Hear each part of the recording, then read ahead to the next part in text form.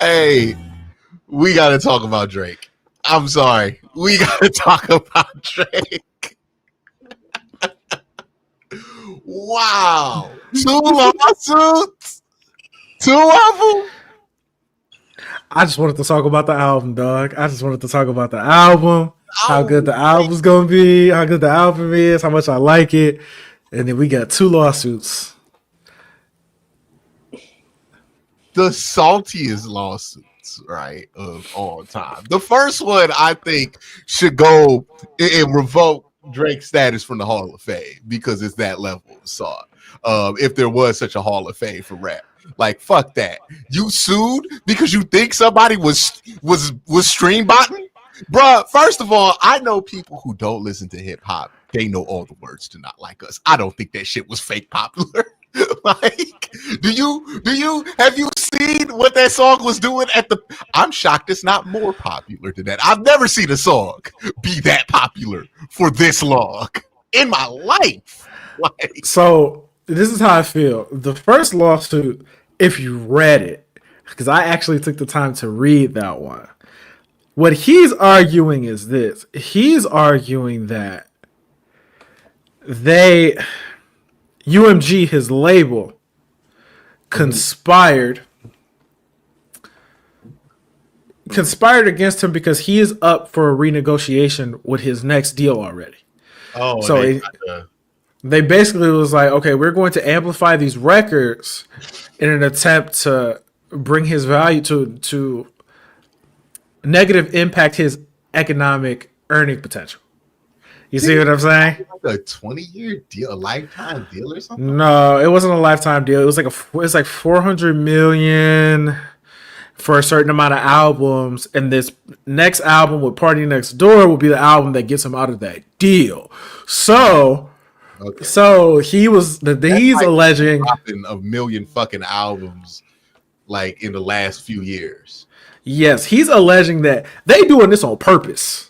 You know what I'm saying? They doing this on purpose because they know I'm about to get out the deal and they don't like that. So the first one I like from his perspective. I'm not saying he would win it, but from his perspective, I can at least understand the first one and what he's arguing. I can understand that.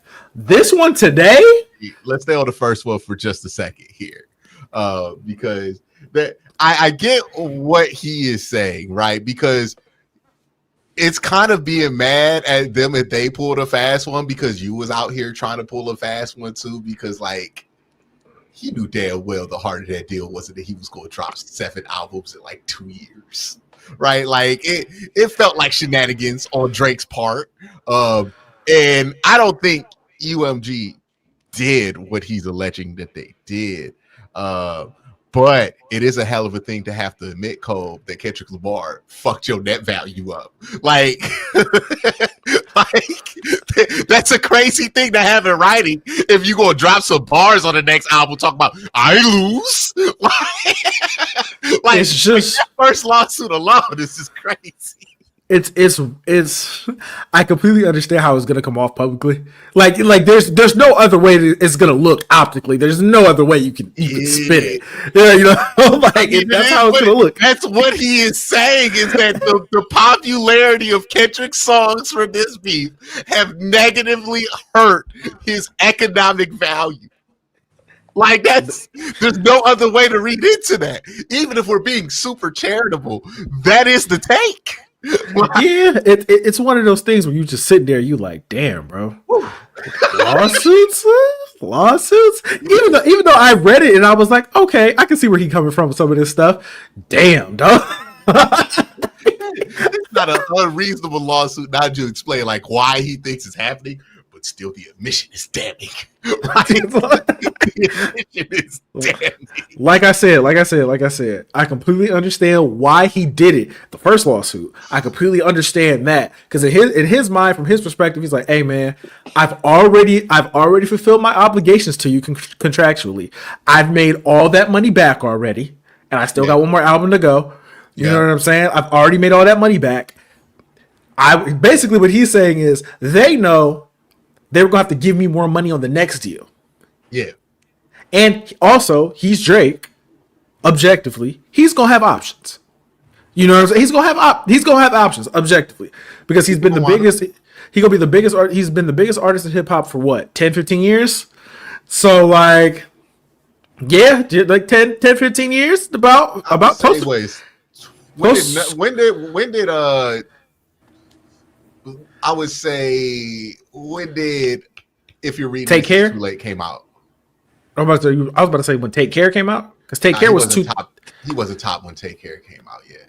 He was close. He was getting there. But 2014. No, if anything, you talking nothing was the same. Views. I'm talking about nothing was the same. That's what to me like when he was like, okay, like yeah. I think Views is when he kind of took like Nothing Was the Same. I think is his best album as an artist. Like I always go back to that album. I think it's a really good piece of work. I think Views is when he got so popular that you could not avoid Drake at that point. Like that's when he started to broaden his demographics. Even if that's when like you personally would say that, it's still a decade. Yeah, it's still a long ass time. Like I'm not taking anything away from Drake right here. I'm not saying, he's been hot for 2 years or nothing like that. Like, no, he was the guy up until I would say For All the Dogs. Like, I think For All the Dogs is really like when you're like, okay, it's starting to get weak now. I feel like we're having two different conversations. We're having never mind and everything else. We're having two different conversations. Like if you talk about quality of the music, that's one thing. If we're just talking straight up like numbers, he been the guy for 10, 15 years now. You know what I'm saying? Like just straight up, if we just talk about straight up sales, he been the guy for like 10, 15 years. Nothing Was the Same was like selling like I knew it was selling really good, but maybe it is. Either way, Drake's been very successful for a very long time as an artist. You see what I'm saying? You see what I'm saying? So from his perspective, I can understand where he's like, "Hey, look, if the last deal was worth 400, I need more than that." And he's alleging the label is like, "Well, it's time to tear you down now." Yeah, the problem is, man.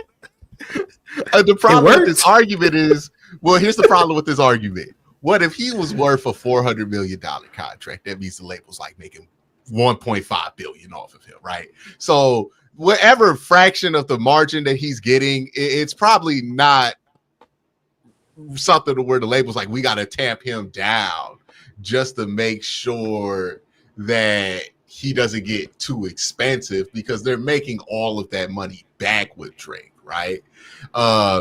And I don't think UMG is looking at Drake, who you mentioned, right? He is not like he's the difference between Drake and Kendrick being on top as far as sales goes. Drake is a consistent output guy. So if you are a capitalist, you want Drake to be on top because he's going to put out shit all the time. He's not going to take breaks. He's going to tour consistently. So the idea that they wanted to take somebody who is such a cash cow down a peg for Kendrick, who probably not who you want to be on top if you're UMG, because he don't drop frequently. He don't tell you when he gonna drop. He be saying shit in these songs that you might not want him to be saying, and he don't like fucking touring. So I don't buy the UMG. It's like, yeah, man, this dude who has been a really good worker for us as far as like the money and all of that goes, we want him to be brought down. I think they would want to pay Drake $600 million. Fuck it. Like, what they going to make like $2 billion off of it if they promote it right, knowing that he's going to do all the promo and all of it for it. Like, it's just a hard argument for me to believe that UMG was like, nah, we want to kick it with Kendrick instead of you, or we want Kendrick to bring you down, because what's going to fill the void of Drake not being up there anymore? Like, that's the thing, because Kendrick's not going to fill that void. He's not going to drop enough to fill that void. So what's going to drop the void? What's going to fill that void? I think they would rather that, you know, Drake came out of this thing less scarred than he came out of it. Like, I don't think UMG was like, yeah, let's have Kendrick call him a pedophile on the most popular song of the decade. Like, I'm sure that was not what some dude at UMG was like, yeah, that's cool. Let's do that. Listen, that's what basically what UMG said in their statement. They was like, okay, first of all, that's ridiculous. The people decide what song is going to be popular. Yeah. They basically told Drake, take your L and shut up. Like take your loss and shut up. We ain't had nothing to do with nothing. They mad at Drake because like, yo, you making this harder to sell your shit. like he's about to be out of the deal anyway. So from Drake's perspective, it's like, hey man, I'm about to be out of here anyway. I don't care. You know what I'm saying? Like I try to burn everything down on the way out. He's probably gonna go somewhere else. He can get whatever deal with whatever platform or whatever company he wants, and he knows that. Mm-hmm. So he don't care. He don't give a damn. But the optics of this, especially the second lawsuit that we got today, it's so bad, dog. There's no other way to say it. Like, it looks so bad. A defamation lawsuit looks crazy. For a rap battle is nuts, man. For a rap battle that you started. And y'all on the same label, so it doesn't even make sense. It's like so you're saying that you call it this. First of all, you called this man a woman beater.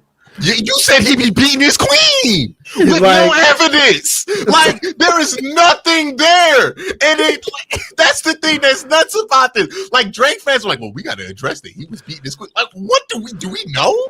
Like, at least with the Drake stuff, we got videos and whole things to fall through. We're like, "Hey, man, that is kind of weird that he is connected to this many women under 18." Like, with the Kendrick thing, he just said it. Like, that's all that happened. He had no police report. He didn't have no cousin that said he was doing it. Like, what did Drake ever have to back up that claim? Ever? Nothing. And that's what makes the defamation part of this. So it's like, but you were also alleging some really heinous things about Kendrick Lamar. Like what are they supposed to, if they let you say that? Because remember, and this is the most important part, he started this. Family Matters came out before Not Like Us. Family Matters came out way before Not Like Us came out. And I know people are going to make the point that, like, oh no, Kendrick started this with Like That. Here's how this happened. Kendrick made Like That. And what Kendrick said was, I'm a better artist than all of you. And Like That, right? And then Drake came back with push-ups and called him short, right? And we was having fun. And then Kendrick came back with Euphoria and basically said, I know what you are to your soul, and you know nothing about fatherhood, right? Which hit. It hit Drake hard. Like, because he got a cameraman, he bought a van, he brought out Pharrell's jewelry. Like, he tried to go as hard as he could to knock him out. And once Kendrick got that, the second he got that, that's when he was like, okay, we gonna go there then, huh? Boom, meet the Grams. Boom, Not Like Us. The next day, like, just, hey man, you lost. Like, you picked a fight with somebody you did not beat, you could not beat, and you could not fathom how much better they were at this than you. It is what it is. You got outmaneuvered, you got out-rapped, you got out-barred, you got out-beaten, you got out everything in this. And now you going to court. Like, come on, man. Hey, I just want to clarify one thing.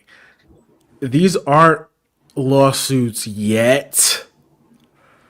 But they're basically like filing complaints, but these aren't full-blown lawsuits at the moment. I'm gonna be real with you. Like I said, I understand where he's coming from with the first one. I do, like, I get that after you read it, but I can't see him winning. He's definitely not gonna win the defamation one. Like, that's just some bullshit. Like, you're not gonna win that at all. Like, that's just, that one's gonna get thrown out within a week or two, because it's like, what are you talking about? Like you were on the same label. You said things about this man that I would argue defame him, and we was okay with it. With defamation, you have to make the argument when it's a public figure that you knew it wasn't true, right? And that's the thing with the Kendrick thing. He has plausible deniability with all of this because, like, there's enough out there to suggest that this is not a crazy thing to happen. Like, Kendrick has a better argument for defamation if he sued Drake, because Drake has no basis for the beating your queen lines in Family Matters. And at the end of the day, this is not good for rap, because this is just going to be another thing, if it does go to court, which it's not, that like makes it easier for people to use rap lyrics in like criminal prosecution cases, because they're trying to strip it away from the art form of it.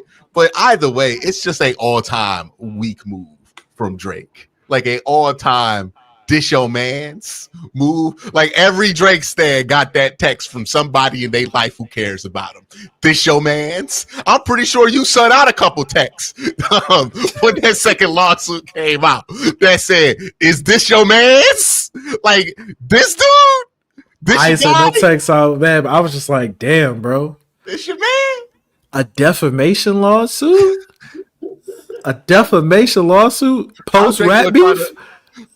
How Drake gonna try to make this sound cool in a rap song? Remember how you tried to? There's nothing he can ever say to make this sound cool. Because he tried to make it Rob for his AP sound cool. They tried to take me for my AP. There's nothing that man can ever say that will make a defamation lawsuit. Now, he filed this against the label and not Kendrick specifically, but I mean, bro, come on, man. Come on, Drake. Come on, bro. Drake, you blaming the label? You blaming it? This is like, and I think Professor Sky had this one right. He's like, this is like if Karl Malone decided to sue the referees for losing in Game 7 in the NBA Finals. like, this is what you're doing. It's like, oh, okay, this is what you're doing, dog. Yeah, it's bad, man. It's bad. Hey, I don't really know how else to describe it. It looks real bad. I don't ever want to hear him rap hard again. I don't even want to listen to him no more, dog. Like, some new shit where he talking about this. Do you want to listen to that? Like, is this a man you want to consume music from? I'm not, like, I have to listen to how he's gonna respond to all of this now. I have to know. Let me tell you, man, this is a perspective that I do not have any care for anymore. I'm like, oh man, this is just pure loser perspective. Like, I'm good on all that. Like, I'm gonna keep that whack shit out my ears. Like, fuck that. Like, all this just screams whackness from Drake. Like, wow, this motherfucker's whack. Like, the wackest dude of all time. What? This is how you respond? Drop an album. Do something. Go to work, Drake. Like, what the fuck is this? Drop a mixtape. Like, come on, fight back. Like, post-rap beef defamation lawsuits. It's just something I never in a million years we gotta start ever thought about it. This is starting to be Ja Rule levels of bad post beef etiquette, man. Like, hey, Ja Rule never sued a motherfucker. Okay, Ja Rule ain't sued nobody, bro. This is bad. I need to know how other rappers feel about this. That's what I need their perspectives on this. It's like, because there's a legitimate, like, he's trying to fight against the label part of this, but there's also like a defamation suit has to be like, dog, are you serious? Like, are you being serious? I bet the one result of this is that other rappers respond to Kendrick like offensive linemen respond to Myles Garrett, where they're like, shit. Okay. Okay. Like, hey, underrated winner in all of this, J. Cole. Back again in the winner category, even after I know you didn't like Port Antonio. I didn't mind Port Antonio because I just didn't care about what he was talking about. I just listened to the beat and the flows on it. But like, he was rapping. He was rapping. Like, he had some flows in there. I'm like, okay, yeah. But then when he started trying to like spit stuff, I'm like, all right, man, I'm just focusing on the beat. I'm like, yeah, man, I ain't come here for all that. You know what I'm saying? I ain't come here for all that. But a little drizzy pep talk. Like, I ain't gonna lie though, bro.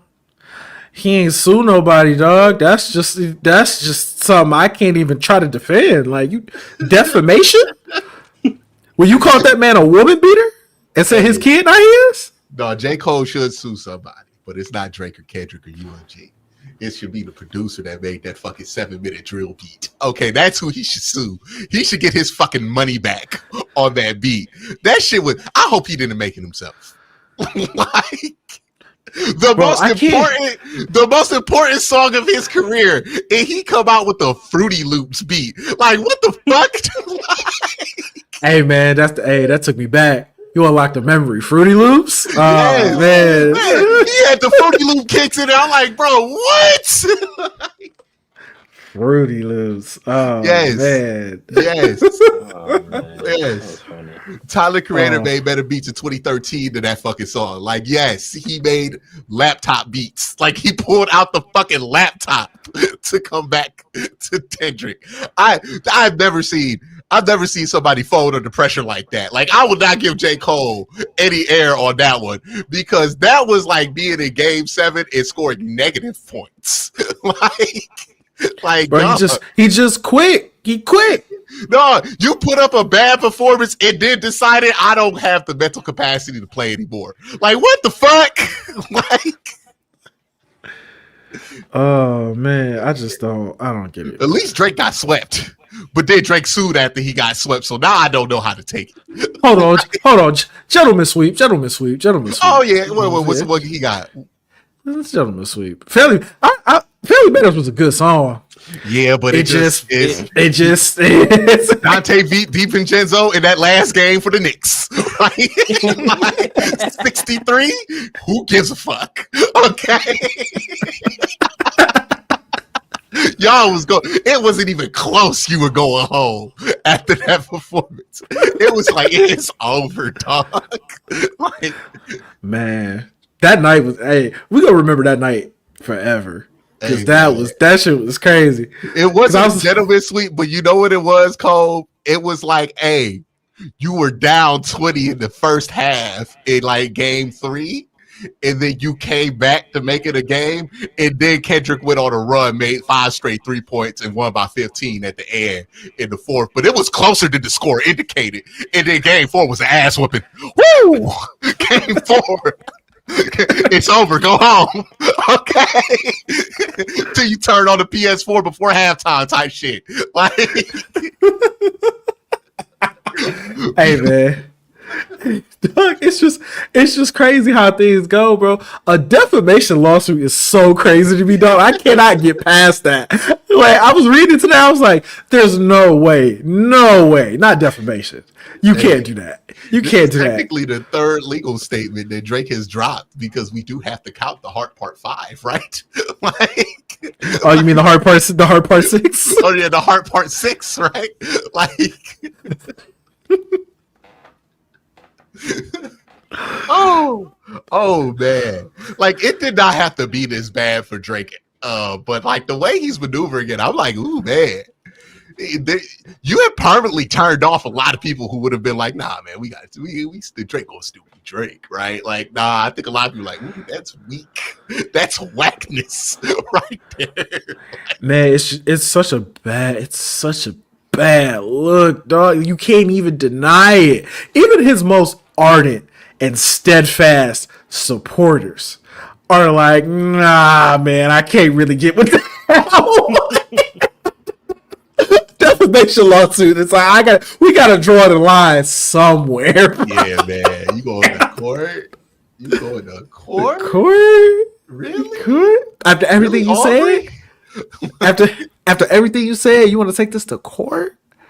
You dropped that whole third verse in Family Matters just to have that shit in litigation? Like, what? Oh man, And then the idea, how dare he attack my legacy in a rap battle was crazy. Like that's not the whole point, right? Like, it's just man. Man, Drake, I don't know what the fuck is going on there. Like, I can't imagine this has anything to do with money, right? Like, he has more money from Well, his contracts. if he feel, like I said in the first one, if he feels that his label directly tried to impact his earning potential and how he's perceived by supporting Kendrick in this beef, whether Kendrick was aware of it or not, you know what I'm saying? He believes that the label purposefully intended to undermine him and his earning potential. So I can I can understand that part of it. But when you come back the next day with a defamation lawsuit, it's just like, okay, Nah, you just what are we doing? What are we doing? Because it's a bullshit lawsuit that you know you're not going to win. Honestly, I don't have the same sympathetic view on that first lawsuit because I'm just like, hey man, there's no way you actually think there's a conspiracy theory against you, right? Like, there's no way you think that is such a ridiculous thing for Drake to think, is that UMG did this on purpose. Like, a crazy egotistical move to think that UMG is like thinking about you that much to where they're like, no, Kendrick, drop more. like so he can. My whole thing is this. Even this if like I might sound like a conspiracy theorist by saying this. I just want to throw this out there. I might have the tinfoil hat on a little bit. But even if you truly believe that, you know what I'm saying? Even if you truly believe that, you have to be able to prove it. Yeah. Like, you gotta, even if you think you're right, like if he genuinely believes that they did try to undermine him in some way, and he may have like got something to where he feels like that, but to be able to prove that in court, you gotta have some real solid evidence, dog. And according to Ray Rags, he's using a fucking TikTok. Shout out Ray Rags, man. Shout out Ray Rags. Like, hey, man. He's using the same fucking evidence he had on Kendrick. Okay. This man is not good at putting together a case. Like, I think we found this out through his rap battles. He has not made a case. The only successful case he has ever argued in the public eye is that Meek Mill is whack. What a case to prosecute. Okay. Like, yeah, you won that case. Like, every other case he's tried to argue in the public eye, he's not won. What Drake's whole case about, I wasn't a bad dad. No, that ain't stopped nobody from thinking Drake was a deadbeat dad. Nobody. Like, up until this beef, it was all we was talking about when it comes to Drake. Like, hey, man. Hey, he's not good at this. I was reading up on everything. He got some crazy lawyers, though. He got some crazy lawyers to go in on this case. So I'm interested to see where it actually goes. But man, I can't see you win. I can't see you winning a defamation lawsuit. Hey, defamation lawsuit in a rap beef that you started. Hey. It don't matter how good the lawyers is, man. They can only do so much with reality. Like, I mean, like, at the end of the day, what they gonna do with this, man? They can't change the law to help you win this fucking argument. Like, ooh, yeah, man. Yeah. Drake gonna have to be on them Twitch streams. The label's got good lawyers too. Just want to throw that out there. The label's got better lawyers, okay? Like, let me tell you something. Like, Drake got money. The label got perpetual funds. You think there's no lawyer that's like, yeah, man, let me fuck up my UMG bag. Like, what? Yeah, the labor's got the best lawyers that money can literally buy, and then some. Like, good luck. Hey, man. Good luck, Drake. Man. Good luck.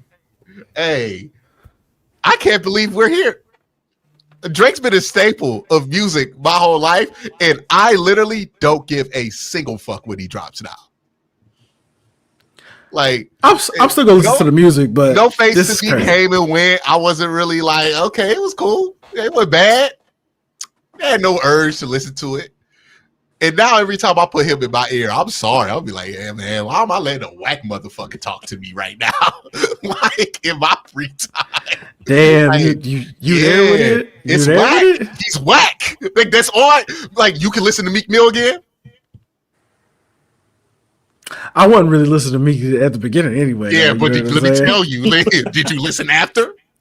Didn't feel the I need. can listen to the pre-whack Meek Mill, but the post-whack Meek Mill, no, I'm good. I just can't stop thinking about how fucking whack he is now. Like that's what's gonna happen. Drake gonna be in there like, yeah, man, I got 30 goons on my Severance and all that. Like I'm like, shut up, you whack, you gonna sue? Like, like we talk about Bob ties. I'm like, you have lawyers, shut up. Like, not criminal lawyers, corporate lawyers. Like. That's how he's gonna be perceived going forward, man. I mean, I think he'll be fine because his fan base is so big that he'll never not be okay music wise. But man, it's a big fan base, and he will always have a core of fans. But I do wonder, like, how many of his fans that were made up of younger like people decide they moving on with the quickness, because you know how it is when you that age. You can love an artist, but as soon as they get that whack on them, ooh, next. Okay, next. And that's the thing. To stick with Drake, it is a choice now. Like he has made it to where sticking with Drake is a absolute conscious choice. It's not just something you do subconsciously or you just hear in the background. You're like, yeah, that new Drake on, fuck yeah. Like, no, it's like, oh, Drake on. Like you he has reached the Hobson level of I'm actually thinking about why the fuck am I listening to his music right now for me, where I'm like, oh, I don't know, man. Like Logic got hit with this, obviously not the same level of artist that Drake is. So Drake will have a bigger version of this, but I don't know if he's ever going to be appealing outside to his diehards again. Like that's the thing. Cause this is whack. Like you can't be this whack in hip hop. I think, just my opinion, like you said, he's been such a staple and such a consistent presence in music for so long.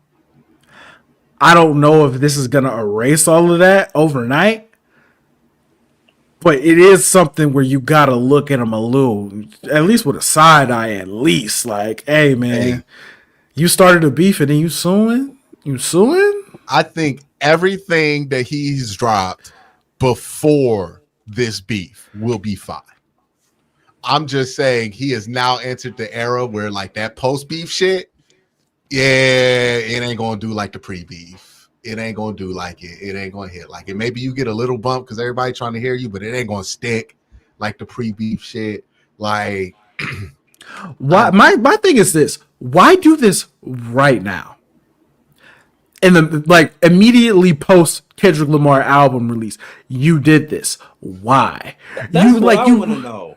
Like you know it's gonna be perceived. You know it's gonna be perceived a certain way when you time it like this. So maybe he honestly doesn't care about that. Like he might not care about how it looks to people, and that's fine. But the timing of it is just the timing of all of it is just ridiculous to me. Well, maybe the timing of this was always supposed to be right now, and the stuff was put in motion to make it drop right now.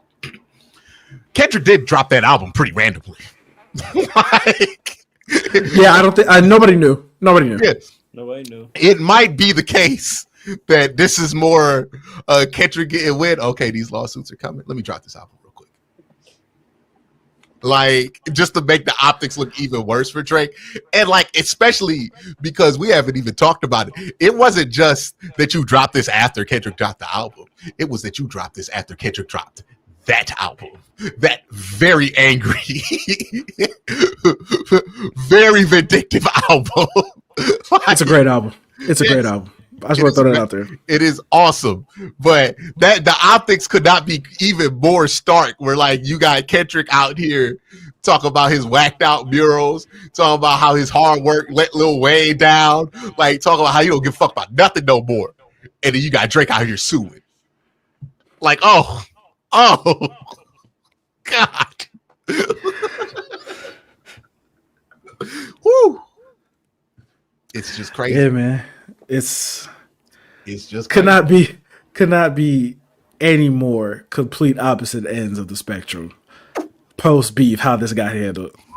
Hey, man, you ever like you know how there's bands in the 80s that were apparently like huge in the 80s, but like they did not carry over into their success? I'm like, dog, is Drake about to be one of them motherfuckers in 10, 20 years? Because it feels hard to believe somebody who had a grip as hard as Michael Jackson like is gonna fall off this hard. But like, I don't know, man. Like that post, he's been too relevant for too long to go with like the 80s band comparisons. Like he's been too prominent for that. You know what I'm saying? Like he's been way too prominent for that. He's gonna be like one of the best legacy acts ever. You know what I'm saying? If you want to have a residency in Las Vegas or something, he gonna be able to ask for as much money as he wants, and he gonna sell out every show and all of that. But we never gonna forget this. Hey man, Nelly went diamond a lot. You know what I'm saying? Like I want to stress this. He's going to be perfectly fine financially, and he's going to be fine. But we are never going to forget. That's what I'm saying. Like I think we never gonna forget this. I think the pre-beef catalog is safe. Like we will always remember some of the staple bangers that he has. I think we're gonna look at some songs a little bit different. Like I ain't gonna lie. There's some Drake songs that I have not been able to come back to yet. Like, when they come on, like, nah, I don't need to hear them say I'm dark, but nah, like, I'm good on that. Yeah, there's some Drake songs I absolutely cannot come back to after this beef. So, like, the whole catalog isn't safe. But, like, the classics, like the diamond classics of Drake's, those are safe. It's just the post beef stuff. I'm sorry, he dropped something new. I can't help but feel like I'm just listening to some whack shit, like some whack person talk about some whack shit about justifying this whack bullshit that he did. I'm good. I have seen enough of the post beef plays to know what that next album gonna be. It's gonna be gaslighting. It's gonna be talk about his money. It's gonna be complaining about some 25-year-old woman that nobody knows until they look up the rap genius of the fucking lyrics. Like, that's just gonna be what it is. It is gonna be a couple petty shots at Kendrick. It's like, okay, yeah, that's what you're doing. That's where you at. It's some whack shit, bro. Like, I'm gonna give it, like, I know his next album is gonna be with Party Next Door, so that's gonna be a whole different thing. But his next like solo project, I'm gonna give it an honest listen because I'm like, I need to know what you can possibly say after all of this. I have to know. And here's what my thing is too. You got to change course. Like, your next album cannot be the Party Next Door album. Like, it cannot. No, fuck that. Get in the studio, drop an EP, six songs, something. Like, Kendrick wrote some of that shit 3 months ago. Okay, like, very clearly, there was a bar in there that I believe was for James and Fuhad of the Shits and Gigs podcast, like, of a controversy that happened 2 months ago. Hey, bruh, like, it's possible. It's possible. You gotta stop this, boy. I'm gonna drop some unreleased songs. I'm gonna drop Hey There Delilah. I'm gonna drop a song with Sexy Red. No, get in the fucking booth and defend your honor right now instead of making some goddamn clown music with Party Next Door. Like, if you drop another album, it's not what people want. People just gonna be like, fuck all this. Like, what are we doing? Like, I'm not about to wait 2 years for him to respond when Kendrick done dropped 8 songs in a fucking album and maybe another one in between that time.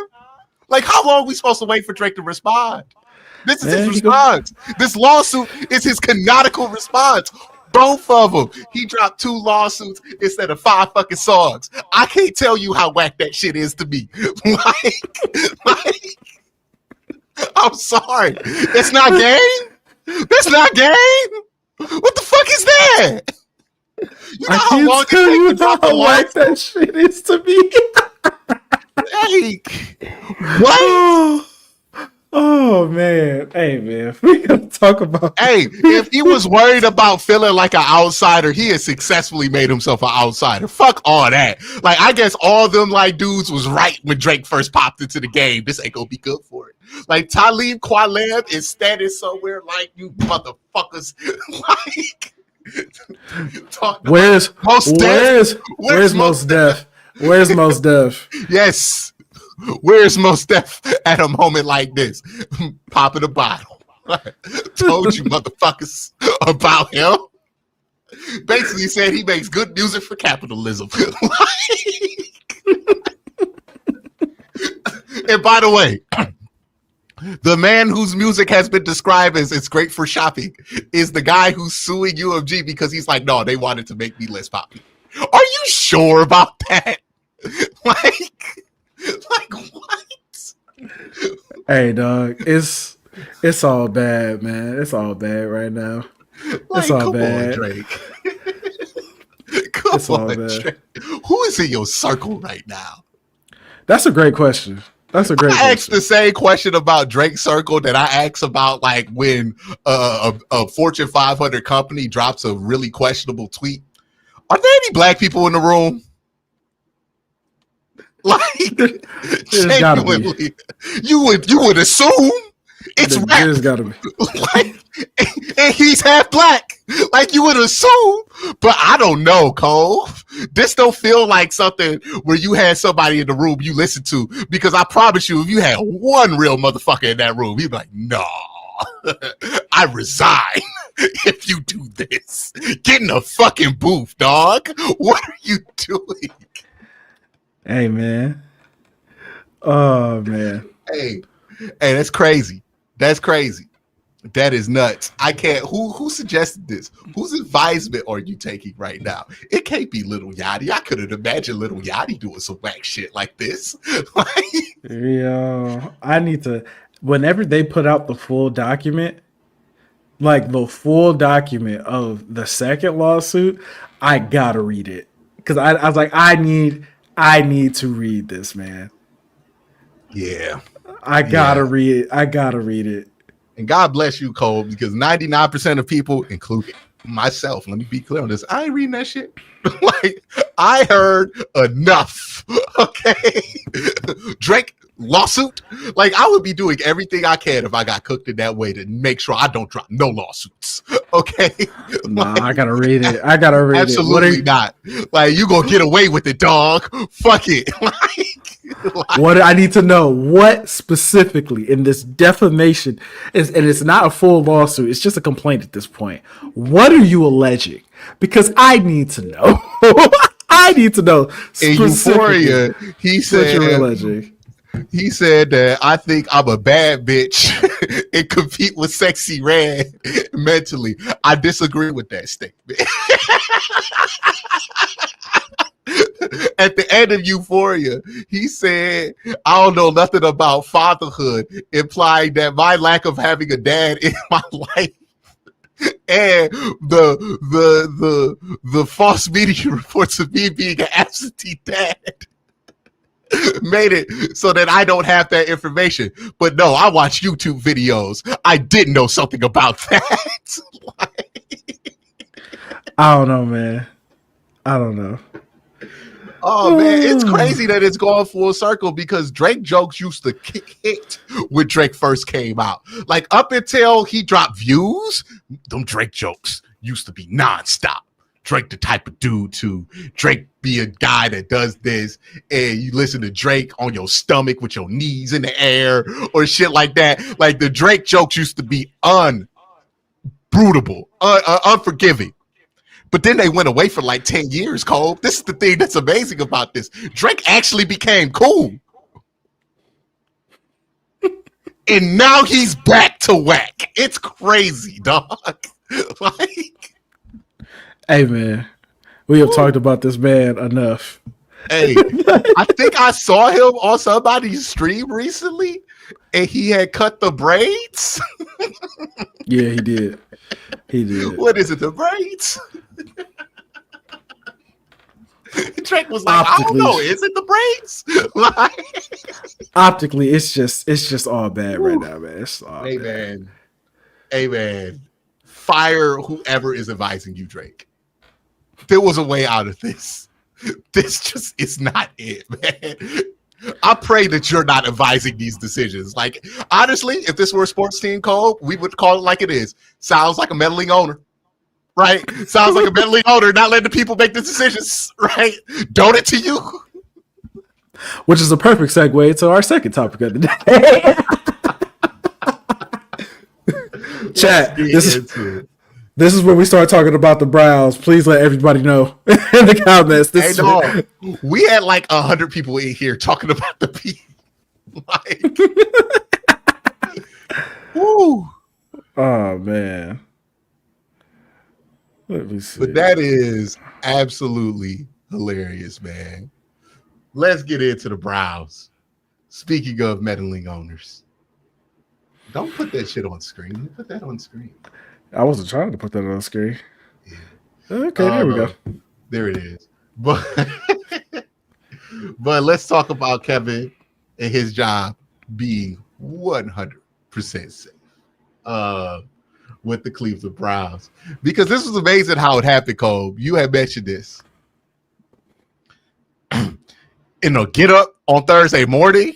Adam Schefter was sitting there like, what the fuck are you guys talking about? Kevin Stefanski gonna get fired. He was like, I'm hearing a lot of noise. There's nothing to it. Okay. And then Albert Breer went up in there. He was like, not only is Kevin safe, Andrew Berry safe. Oh, yeah, and it's gonna be a quarterback competition, no doubt. Like next year. No doubt. Quarterback competition. So, yeah. Can I rant for a second? Go ahead. Listen, we've been trying to tell these motherfuckers for like weeks, months damn near, that Deshaun Watson is never going to play for the Cleveland Browns. He's never going to play for the Cleveland Browns again. I just want to put it out there. Barring catastrophic injuries, he's never playing a down for the Cleveland Browns again. It's not going to happen. When a coaching staff and an organization tells you we're going to have a quarterback competition going forward, and also let you know they're no longer going to be tailoring the offense to what Deshaun Watson wants to do or what makes him the most comfortable. They're going to start doing what's best for the organization. We're going to start doing what's best for the organization going forward.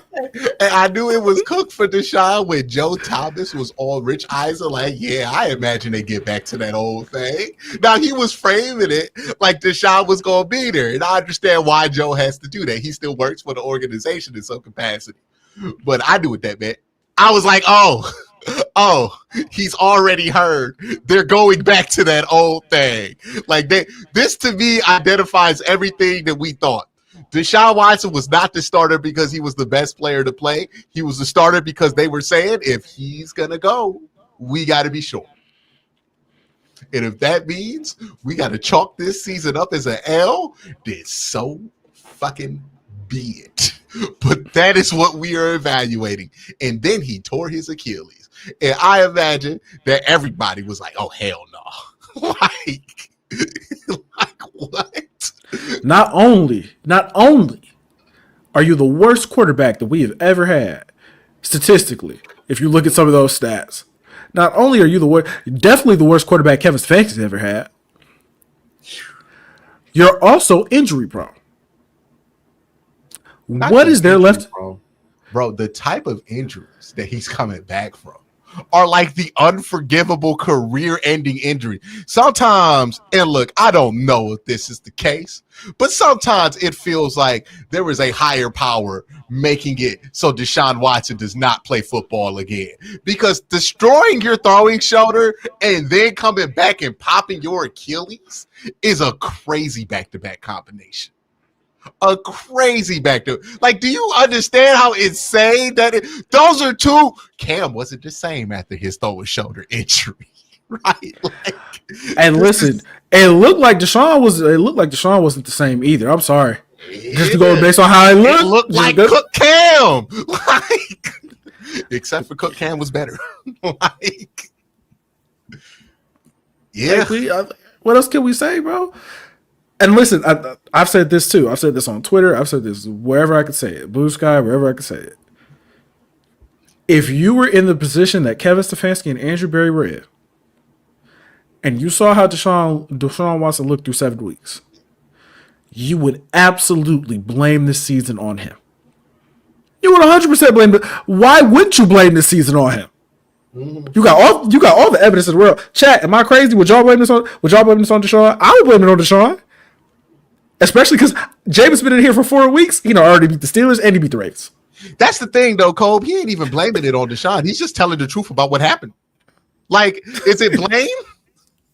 Like usually blame indicates that you are exaggerating somebody's portion of this failure. But like, I don't think it's blame.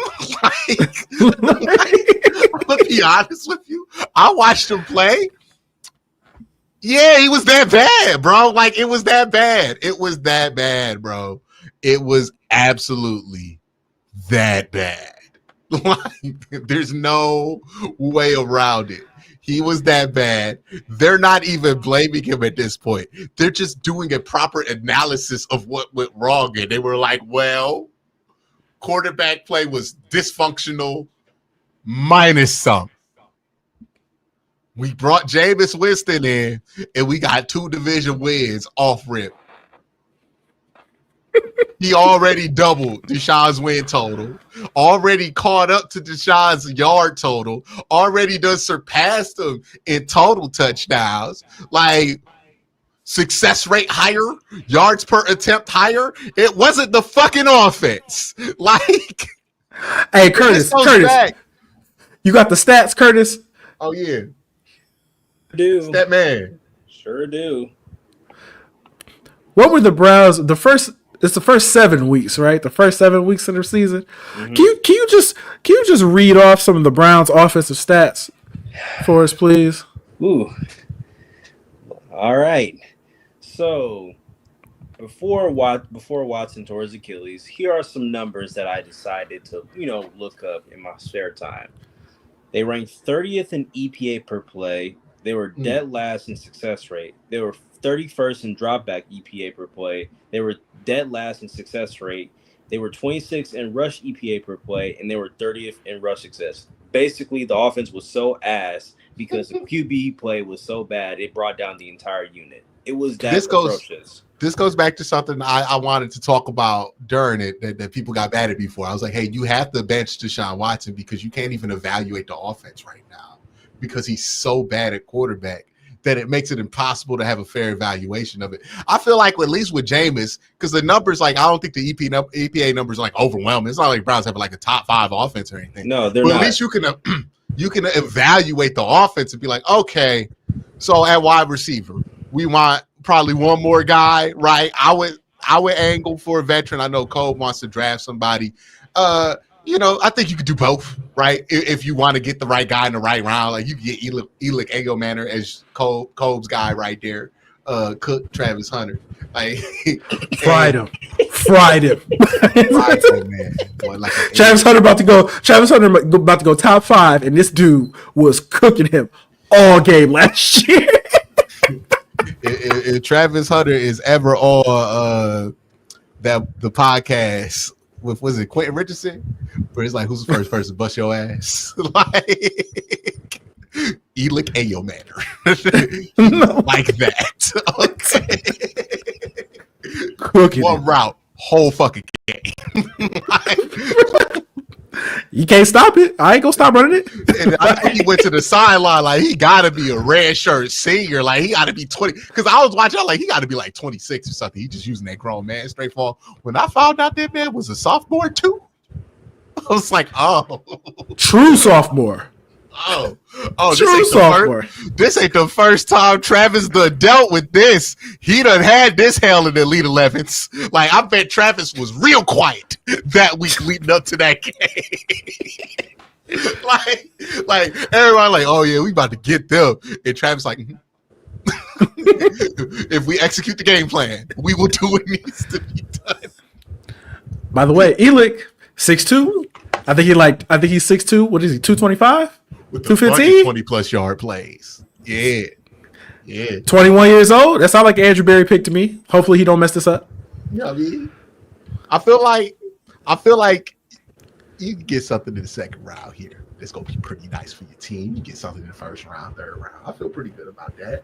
But yeah, Elick in a manner. But anyways, back to the Browns' problems with wide receiver or whatever. It's like, well, the wide receiver stuff, Jerry Jeudy seems a lot more productive now. Cedric Tillman had a little burst. He got concussion now. We'll see how he bounced back from that. And even Elijah Moore, you can see the usefulness for him. You still don't have a set of wide receivers that's going to consistently beat top tier man coverage. Like, that's just not what you got there. But, solid enough crew that you can roll out there if your goals aren't to get to the Super Bowl.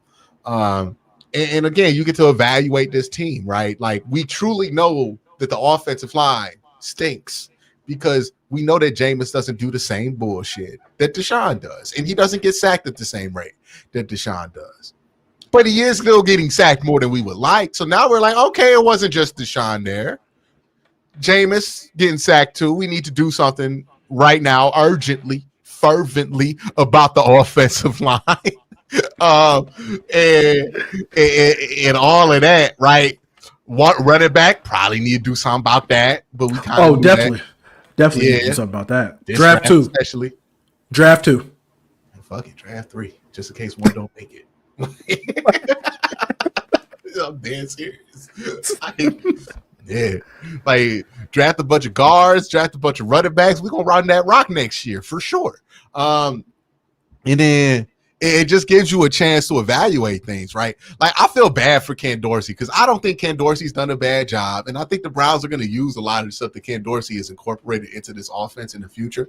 But the problem is, man, Ken Dorsey don't make no sense if you're trying to get younger at quarterback. So unless their plan is to bring it back with Jameis for the next 2 years, I don't know how much they're interested in keeping him. And if their plan is to keep Jameis, just have Kevin run the fucking offense again. Like, it's not, I think you will want somebody at the coordinator position who's more used to working with young quarterbacks. And Ken Dorsey's a guy that he's really good with veteran quarterbacks, but young quarterbacks is not really his bag in that same way.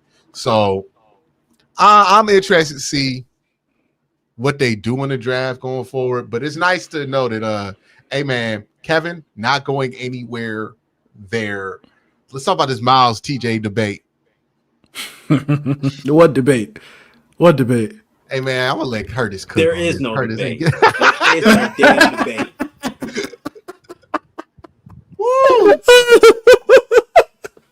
Oh, man, there's no debate, man. There's no debate. There's no we all debate, saw bro. what happened. We all saw what happened on Thursday night. There is no debate. It's like people... Yeah. It's like Steelers fans trying to make it a debate so bad. I'm like, it hasn't been a debate for the past 2 years, and Thursday night proves that. Hold on, I like stats. You know what I'm saying? I like stats. You know what I'm saying? I like stats. So let me just look at something real quick. I just want to read something off to y'all real fast, if you don't mind. You know what I'm saying? So, leaders in sacks, as we sit here right now. You want to know who's number one? Is it a white dude? Yes, it is a white dude. Yes, it is a white dude. It's a white dude. It's got to be Trey Hendrickson, right? Trey Hendrickson, number one. Who's number two? I believe it's Miles after Trey, right? No, Miles is number 3. Oh, is it Will Anderson? No, Will Anderson is number 5. Who is it? Daniil Hunter, also from Houston. Yeah. Hey, man, playing opposite of Will Anderson must be money, dog. That's the second time that's happened. Yeah, Will Anderson has 9.5. Daniil Hunter has 10.5. Pressure, I don't see pressure rates on here. I'm looking at ESPN. I'm just looking at sacks right now. Because, like, that to me, I'm like, Will Anderson must have an insane pressure rate, dog. Because he has to. The dude opposite of him is 8 both years. Hey, I remember people making fun of that trade for Will Anderson. It makes sense. Yeah, good trade. Great trade. Hey, but guess who's actually tied with Miles for 3rd? Is it TJ?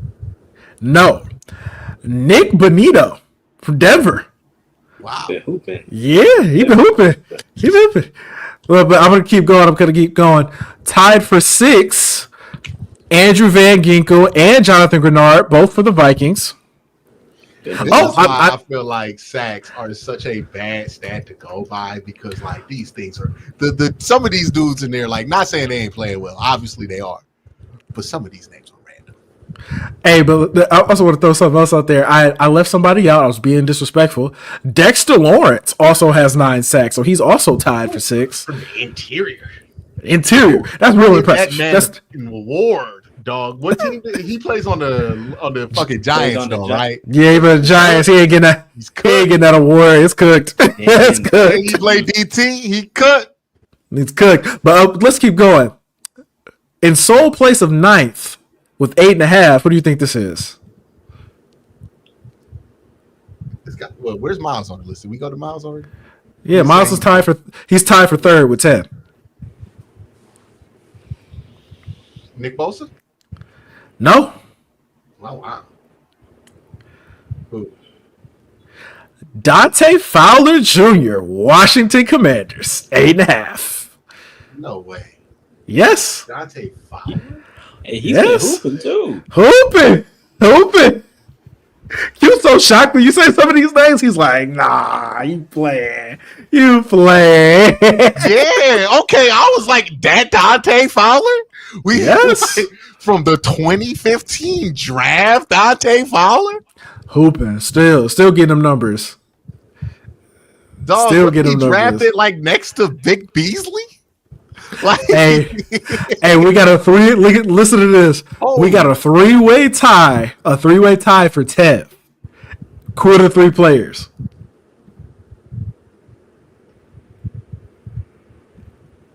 Brian Burns?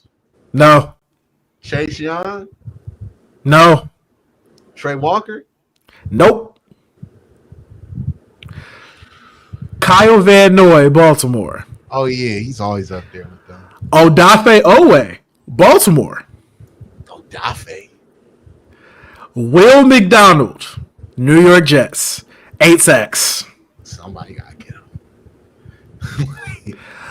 And guess who's tied? We got a 3-way tie for 13th. Guess who that is? See TJ? Yeah, like this got to be TJ Watt, right? A 3-way tie for 13th in sacks. Guess who they are? Okay, TJ, Nick Bosa, Trevon Walker. You got 2 out of 3 actually. TJ, Trevon Walker, and Aiden Hutchinson, who has only played 5 games.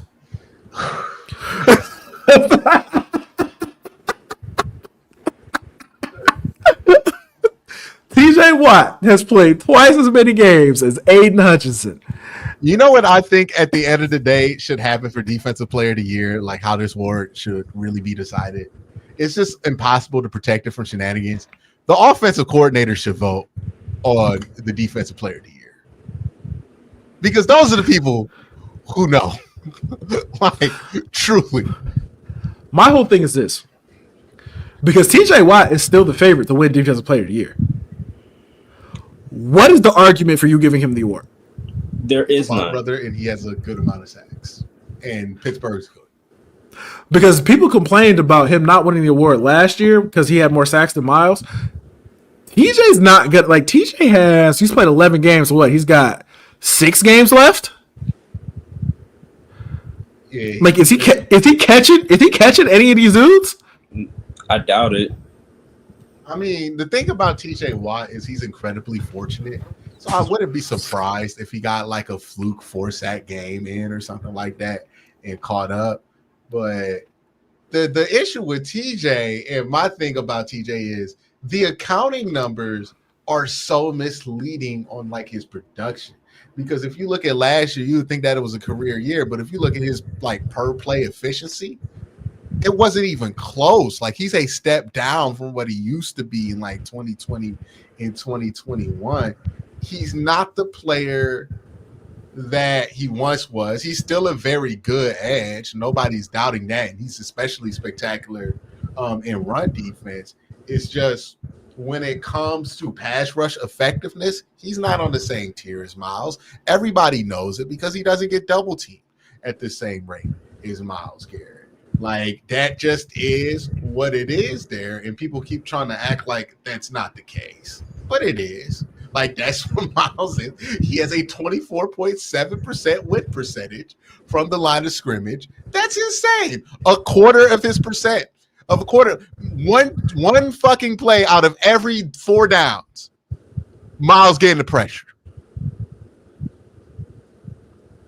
You go look for TJ Watt in this stat, he's number 47, and he's at 13 and a half.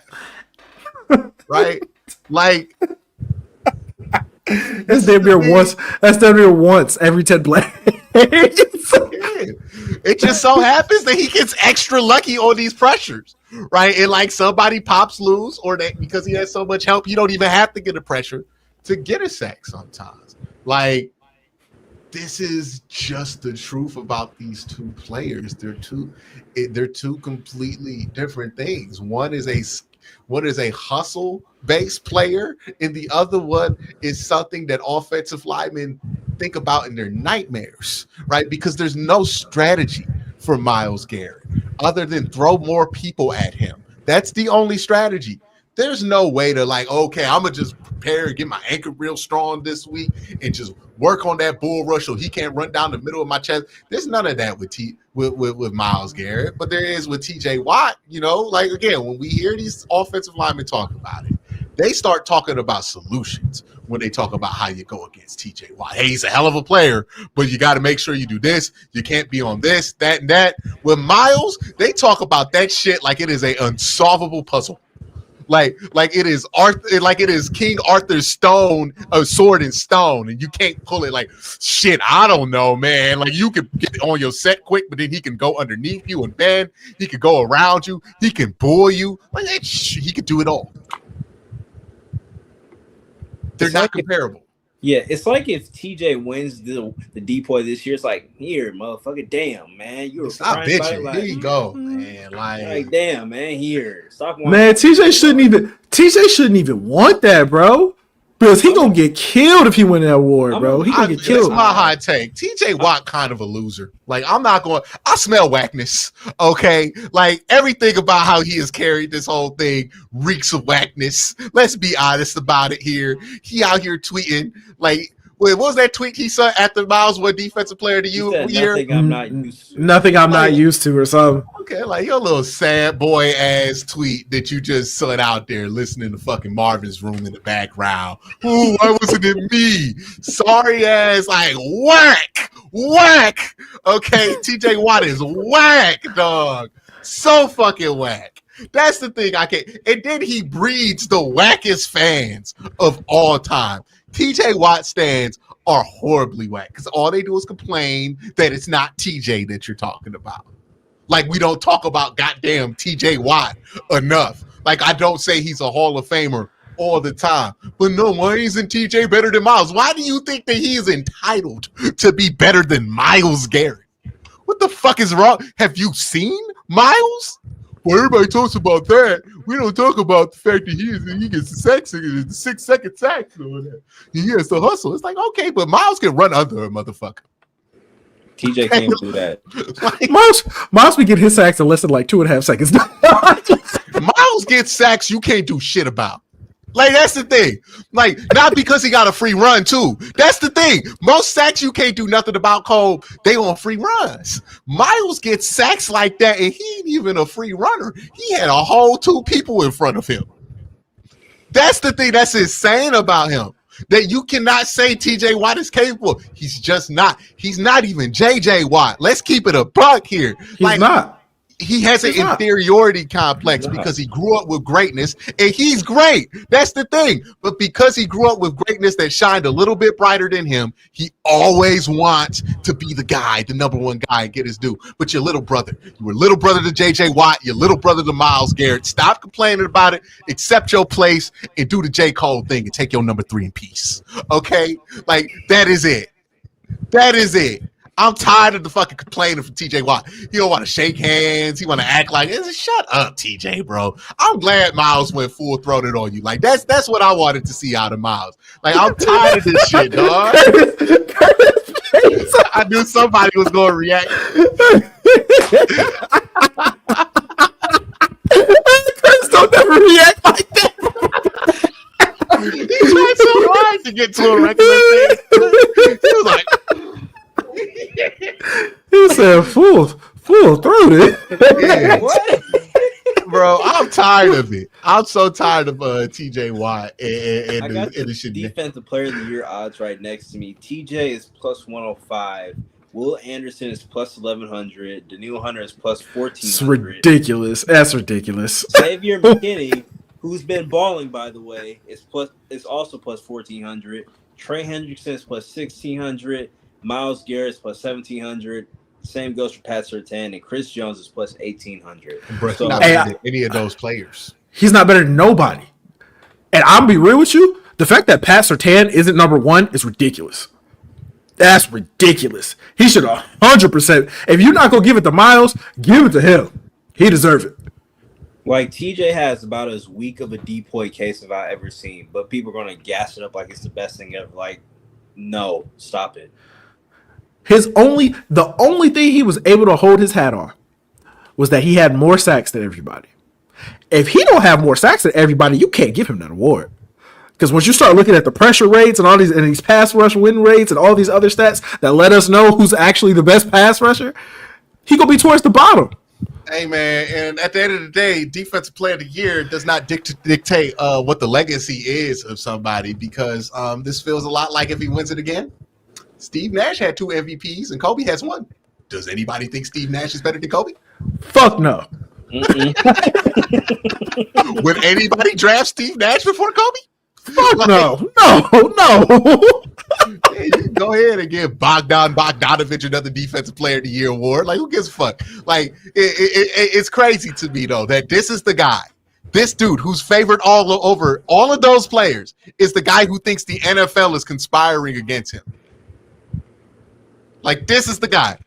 This dude. The Watt brother. It's ridiculous, man. This guy thinks that there's some kind of unfair conspiracy going against him. Meanwhile, Michael Parsons finishes in third to both of them. He's like, nah, I understood why I didn't beat Miles.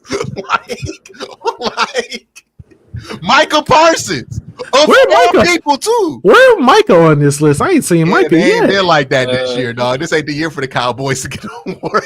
Yeah, I don't know, man. He ain't on the list this year. Yeah, they just got off a 5-game losing streak, so if Micah is plus 8,000, so yeah, he's out. No. Damn, bro, Micah ain't even in the top 36. Where's Micah? Did he get hurt? No, he did get hurt a little bit. He did get hurt. He missed a little bit. So Brian Branch being plus 303. Brian Branch's odds are ridiculous too. Hey, Brian Branch, another. Hey, why we hate giving DBs defensive player of the year? Why we hate that? I don't. Stefanski. Because the people who vote on the award don't know what DBs actually do. Because Pat Surtain, what's Pat Surtain at, Curtis? Pat Surtain is plus 1,700 in terms of depoy odds. That's fucking stupid. Like, seriously, if you ever wanted to wonder, like, okay, why do certain positions gravitate to defensive player of the year? Look at the most easy positions to evaluate. And then you usually find all the awards right there. Quarterback, running back, wide receiver. Only 3 positions ever won offensive player of the year, right? Or MVP. And then, like, safety, a safety is never going to win the defensive player of the year unless they're fucking Ed Reed. I'm about to say if they Ed Reed. You gotta be. You know how good Troy Polamalu. You know how good you gotta be a safety to win defense. Because don't nobody know what the fuck going on at safety. I was listening to somebody talk. He was like, "Yeah, man, I played college. I played safety in college at TCU, and I still don't know how to be judging these safeties." Right? Every time I talk to Tyvus, who played safety in NFL, it's like, "Yeah, it's hard to judge." like, dog, you know how hard it is. Dog, that was the funniest thing about that Woody Johnson article, where they said that Woody Johnson wanted to bench Aaron Rodgers. Another part in there was that he tried to get a safety benched, I think Dominique Foxworth was like, that's crazy. Okay. Like, how does he think he knows enough? Like, to venture safety? He said that's crazy. Damn, Micah's tied for 36. Yeah, he only got 5 sacks. I think he got 2 Ah. of them on Deshaun. Of course he got 2 of them on fucking Deshaun. Fucking course. Nah, he only got 1 off. Oh, look at He that. has 1 out of division sack this year. This is kind of a crazy stat. Man, he only got 2 more sacks than Dalvin Tomlinson. That's crazy. Hey, Dalvin been playing decent this year. He been playing real good too. That's what I'm saying. Like that's crazy. Yeah. But that's the thing with TJ Watt that I hate when people talk about. Like, why can't like TJ Watt should be an enjoyable player, but y'all make him so fucking insufferable. Not y'all watching, but like TJ Watt fans just make it so goddamn insufferable because they just can't accept that he's not the best player on the defensive side of the ball. He's not even the best edge rusher on his team. Man, he's not the best edge rusher in the division. Like, I mean, Miles exists, right? Man, but there's an argument that Trey Hendrickson is up there with them. I'm gonna say it's deeper than just Miles, bro. Like it's way deeper than just Miles. You saying you gotta take Ohio out of it, and then he compete with Odafe Owe and Calvin Noy? Both ahead of him. You say he not even the best white pass rusher in the division, Cole? Right now, he's not. Right now, he's not. He's not the best white pass rusher in the division right now. It is clearly Trey Hendrickson. Yeah. All right. Let's talk about the Big Ten versus SEC while we talking about white pass rushers. But you don't like Jack Sawyer? You don't like Jack Sawyer? No, I was just thinking about it. Like, I don't know if I'm tripping or not, but it feels like there's been an influx of these cold white pass rushers in like the last 10 years. Has there not? Has this been switching from 4-3 to 3-4? Is this what this has done to the game? Bosa brothers, TJ, Max Crosby, Trey Hendrickson. You got Aiden Hutchinson. Yeah. We forgetting somebody? Hey, it's somebody on Michigan that they say should go top 5. Mason Graham. Yeah. Mason Graham. That's unique. All right. Like, hey, I'll put it out there right now. The Browns draft Mason Graham, not going to be upset. Hey, there's a couple players in there I want to be upset about. It's a few. There's a few in that top 5, top 10. The Browns get into the top 10. I ain't gonna be upset. Like we get Mason Graham, we get Will Campbell. I'm good. Campbell, Will Johnson. There's a bunch of guys, but yeah. I think there's been an influx. I don't know. Y'all tell me if I'm tripping because I didn't really pay attention to it until somebody had brought it up to me, and I think it is a thing, but I don't know if it's a thing. I don't want to be called. I don't want to get mad. Them people mad. Even though I'm not on Twitter no more. Big Ten versus SEC. Let's talk about it, man. We talking about the Big Ten being better? Hey, do you think the Big Ten is taking the torch from the SEC as the top conference in college football overall, or is it just a one season thing with them? Right? Like, how much faith do you have in Alabama, LSU, and all them to bounce back? I think we gotta wait and see. One season isn't enough for me to say the Big Ten is now the dominant conference in college football. But I will say with the new teams that they have representing the Big Ten, there's a decent chance that is going to be the case going forward. Because they got Oregon now. Who else is in the Big Ten? I know Washington. So Big Ten has Oregon, Ohio State, Iowa, Penn State, Washington, Michigan. Who knows what they're going to be now? USC. Do we count Nebraska? Yeah, Nebraska, Wisconsin. I don't count Michigan State no more. They've been cheeks for so long. They were a one coach. They were a one coach school. Let's call it what it is. UCLA. They lost D'Antoni. They ain't done shit. UCLA been down for a long time too, though. So I would say they got. You forgot Indiana, didn't you? Got Indiana. Hey man, RIP. Hey, shout out to your It's homie over? Sean, man. Me and him got to arguing on the timeline during the game. Let me tell y'all what happened because this is hilarious. I was 10 minutes behind on the YouTube TV of the game, right? So I'm 10 minutes behind the broadcast. I don't know this. Like, I didn't remember pausing the game for 10 minutes and coming back to it. I'm 10 minutes behind. So all I see is like the first few drives of this game. I'm like, oh, Curtis Work cooking. Like, so I tweeted out, Curtis Work dealing. And then, it looked like after the first few drives, I'm like, hey, Indiana winning on the line of scrimmage. Ohio State not. So I tweeted that out. And apparently that was after some things had happened because I got a couple replies that indicated that might not be what's going on anymore. So that I had to check. I'm like, am I behind? And I found out I was behind. Now, I did not get back to live immediately. I wanted to watch the game. So I was skipping back to live, and I was like, uh-oh, this is getting bad, right? Because there was a moment when we got back to live, and then what was it? The Ohio State threw an interception. I was fighting back, right? I was fighting back. And then halfway through that second quarter, I was like, let's go home. It's over. Indiana has no shot. And then after I turned on the PS5, brother, you know what happened? Downs return to kick return. And I was like, oh, I ain't coming back to that game, dog. And I just had to take the L and be like, you know what, Sean, you won. Okay.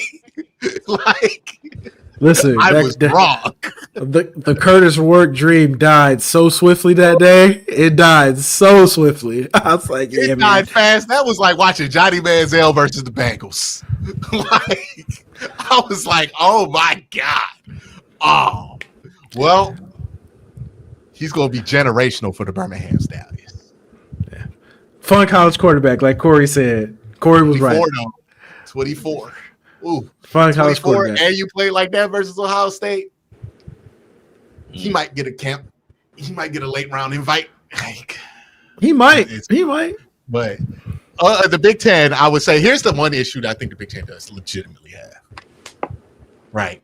Oregon, I would say, top tier blue blood school. Mm-hmm. Ohio State, top tier blue blood school. I don't think Penn State is that. Do you? No. Mm-mm. Like, Penn State, Michigan is though. Michigan is. They could be. Michigan can be. Michigan is in a very precarious place because they were kind of like ass before Harbaugh. They were kind of ass with Harbaugh, and then Harbaugh got them to a place where they weren't ass no more. So I don't know if they're a school that's hot because the coach is good versus like naturally. Like, I have never in my life seen a bad Ohio State team. I don't think I've seen that many bad Oregon teams. I've seen a lot of bad Michigan teams. Yeah, I see what because you're saying. Like Michigan just don't got the juice like that to stay good. USC should be a blue blood, but in the last 10 years, even when they've had the greatest quarterback prospect to walk through those doors in a very long time, they were very, very, very underwhelming. And they got Lincoln Riley. Like, I think Lincoln Riley's supposed to be a good coach. They 6-5. Yeah, they're just not good. Just not good. So they got like Ohio State has two teams that like off the brand alone, I'm like, they got a chance to win a national championship every year. The SEC has more of those brands on their side, right? Like Texas kind of there right now, but I don't know if they've earned that yet. But Georgia, you expect them to be a contender every year. Alabama, I mean, not this year, but you expect definitely them not to this be a year. contender, Definitely not this year. So I guess it's kind of what LSU is another one. That I don't know if they get hot, but they're like a tier of team that the Big Ten doesn't have. Where like Penn State is just not serious when they're good, but when LSU is good, they're serious. When Florida is good, they're serious. I can't say the same for like Ole Miss or like Texas or even Tennessee, but they have that tier of school, and that's what the Big Ten is missing, is those schools that can occasionally be good and serious. Right now, I think Michigan's the only team that fits the bill there. The thing about LSU is that this season, not only has it been underwhelming, but on top of that, they lost their top-rated quarterback recruit to Michigan. So when that happens, I'm like, things are like trending in a downward, not like a downward spiral, but it's like it's leading up to there. Because if you let Michigan get him, that's a bad look in my opinion. That's what I'll tell you. Yeah, but here's the thing, man. LSU only gonna be bad for like a year or two. They always get back to good, and they be having anybody coach LSU at times. Like, that's the thing. Like, yeah, it was Nick Saban, and then who was it after Nick Saban? It was Les Miles. You get Les Miles. What has he done outside of Louisiana State University? Was he coaching Kentucky for a little bit? And then what's my man that won the national championship? Ed Orgeron. And Orgeron, yeah, Coach Bojo. Yeah. That's what I'm saying. Like Coach Bojo? Yeah, that's his nickname. You ain't know that? Oh, I did not know that. I did not know that at all. You ever hear the Ed Orgeron song? My dad sent me this. It was basically Ed Orgeron going,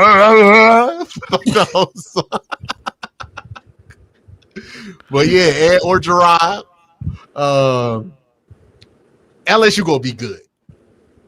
The thing that baffles me is that Florida has not been good since Urban Meyer. Now, they got Legway, so they probably gonna be good in a couple of years here. But that's the thing that baffles me, because Florida is just such a breeding ground for talent there.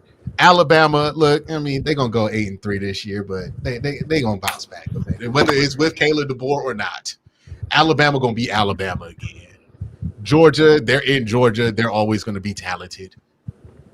And then, like, you would assume Texas, now that they're in the SEC, is gonna be really good, because now they're an SEC school in Texas. I mean, that was the only thing keeping Texas A&M decent. like, why do you think Miles went to Texas A&M? Right? Like, because they in Texas and they in the SEC. Now that dude goes to Texas. Like, yeah. Like, so that's the thing. The SEC has control of a lot of the foundational places where all this football talent comes from. And the Big Ten has to steal from those areas to be able to compete, because that's just where the football talent is. And I think that's the problem that they're always going to run up against, right? Like, a school like Iowa can only be but so good pulling from people from the Iowa area versus a school like Louisiana State, who, I mean, they haven't had two bad receivers play for Louisiana State in a long time.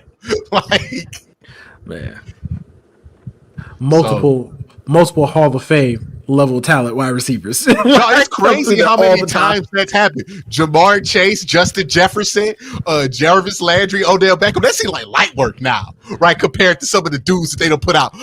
Malik Neighbors, right? Like, yeah, Brian Thomas. Like, yeah, it seems like they got the juice down there in Louisiana about some of these things. So that's the thing. LSU always going to find a way to get good no matter who coaching it. It's hard to fuck up LSU. And really, Ohio State's the only school in the Big Ten that you can't fuck up. Like, anybody could coach Ohio State, and you're going to be in the college football playoff. I mean, true. like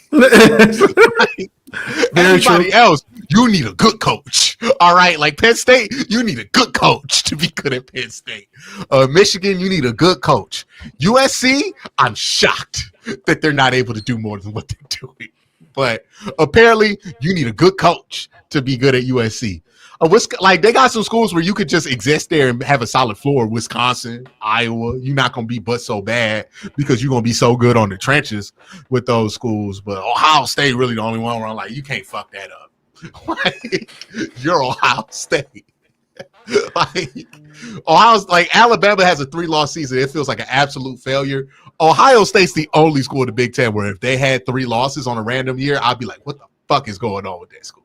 I mean, Oregon too. Oregon would be surprising, but they've done it before. I see what you're saying. Yeah, Ohio State, I'm like the first time in my life, like without it being suspensions that I think they had the 1-6-5 season where they were sorry, but they were like sanctioned. Mm-hmm. Yeah, and they still had Braxton Miller and Mike Thomas on that fucking team, like Ryan Shazier, real NFL players. You know what I'm saying? Real NFL players, man. Yeah. That's the problem I think the Big Ten has. I don't think there's a way to get that from the SEC. Is they just, I mean, they got the Texas school, they got the Georgia school, they got the Florida school. like this is, it's not fair. It's not fair. Yeah, it's not fair at all. It just isn't fair. Like if they added one more school for Florida, it'd be a wrap because like that'll fix that'll just lock the whole market down because like they don't got a great grip on Florida. They got like the Panhandle in northern Florida. They ain't got like Miami locked out or anything like that. But you get Florida State, you can win Miami. like, True. Or you get Miami. like, but, Florida. Imagine Florida State in like the Big Ten. Could you imagine? That'd be so out of place. Dion on the Big Ten schedule.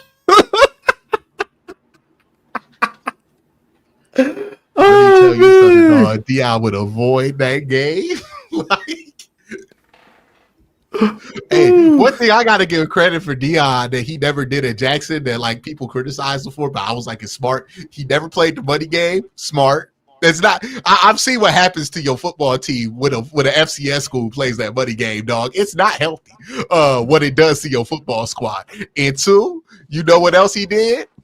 He ain't scheduled none of them big boys in the FCS either. He wasn't trying to play North Dakota, South Dakota, none of them Dakota schools that be running the FCS because he knew confidence was key. And you did not have to play against them teams if you play in the HBCU conferences because they got their own thing. Like, why even do it? What do you need a measuring stick for? Let's just go destroy people's confidence. Like, hey, Dion has made the point.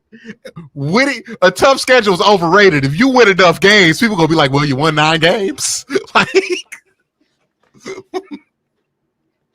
man. Oh god. But yeah, hey. I don't know how the Big Ten overcomes that problem. Like USC has to just like California's just got to start producing a lot more talent. Like if the West Coast gets hot, talent wise, it's the only way they can really compete. For USC, they just got to not lose recruits. That's been their biggest issue as of late because a lot of their recruits have been flipping recently. And where their recruits been going? I think I can pull up the list right now because I got it on my phone. Let's see. And that's where USC, the West Coast schools are cooked because if people are willing to sacrifice weather like, to play somewhere to play football, then what did you have? Like, Didn't they just lose a recruit to Colorado? They lost a recruit from someone flipped from USC to Tennessee. They lost a recruit to Florida. Someone, I think, I'm trying to think who else. They losing out on cool factor to Dion. Julian Lewis. He was committed to USC at one point. Then he flipped to Colorado. But I don't know how long that's last. Yeah, USC. Do you believe now? Do you believe now? I'll believe when he actually coaching for him next year. Like, he's gonna stay. He's gonna stay. He's not gonna go anywhere. Yeah, but how do we know that young man didn't just actually flip from USC to Florida State? Florida State can't hire him yet because Norvell has like a crazy buy. They can't even fire Norvell. Brother, this can't even do it. I'm just saying. They will find a way to fire that man. He got a crazy buy. I wouldn't be surprised if they couldn't do it. This is Florida, and it's Deion Sanders. If they thought that they could get Deion Sanders, they will scrounge up whatever they need to from the boosters to make that happen. Because boosters love fucking Deion Sanders because he be making the money. And y'all ass right now. Like, hey. Who was the one dude they got rid of? Jimbo Fisher, Texas A&M? Had that unstoppable contract that was somehow tied to oil? Yeah, they'll get rid of you. if they gotta go to court, they'll get rid of you. Fuck it. That's crazy. Yes. Yeah, this is college football in the South. Cove, do you not know the deaths to which people will do if they think it will make them more successful? I believe it when I see it, man. I believe it when I see it. I think he's gonna be in Colorado next year.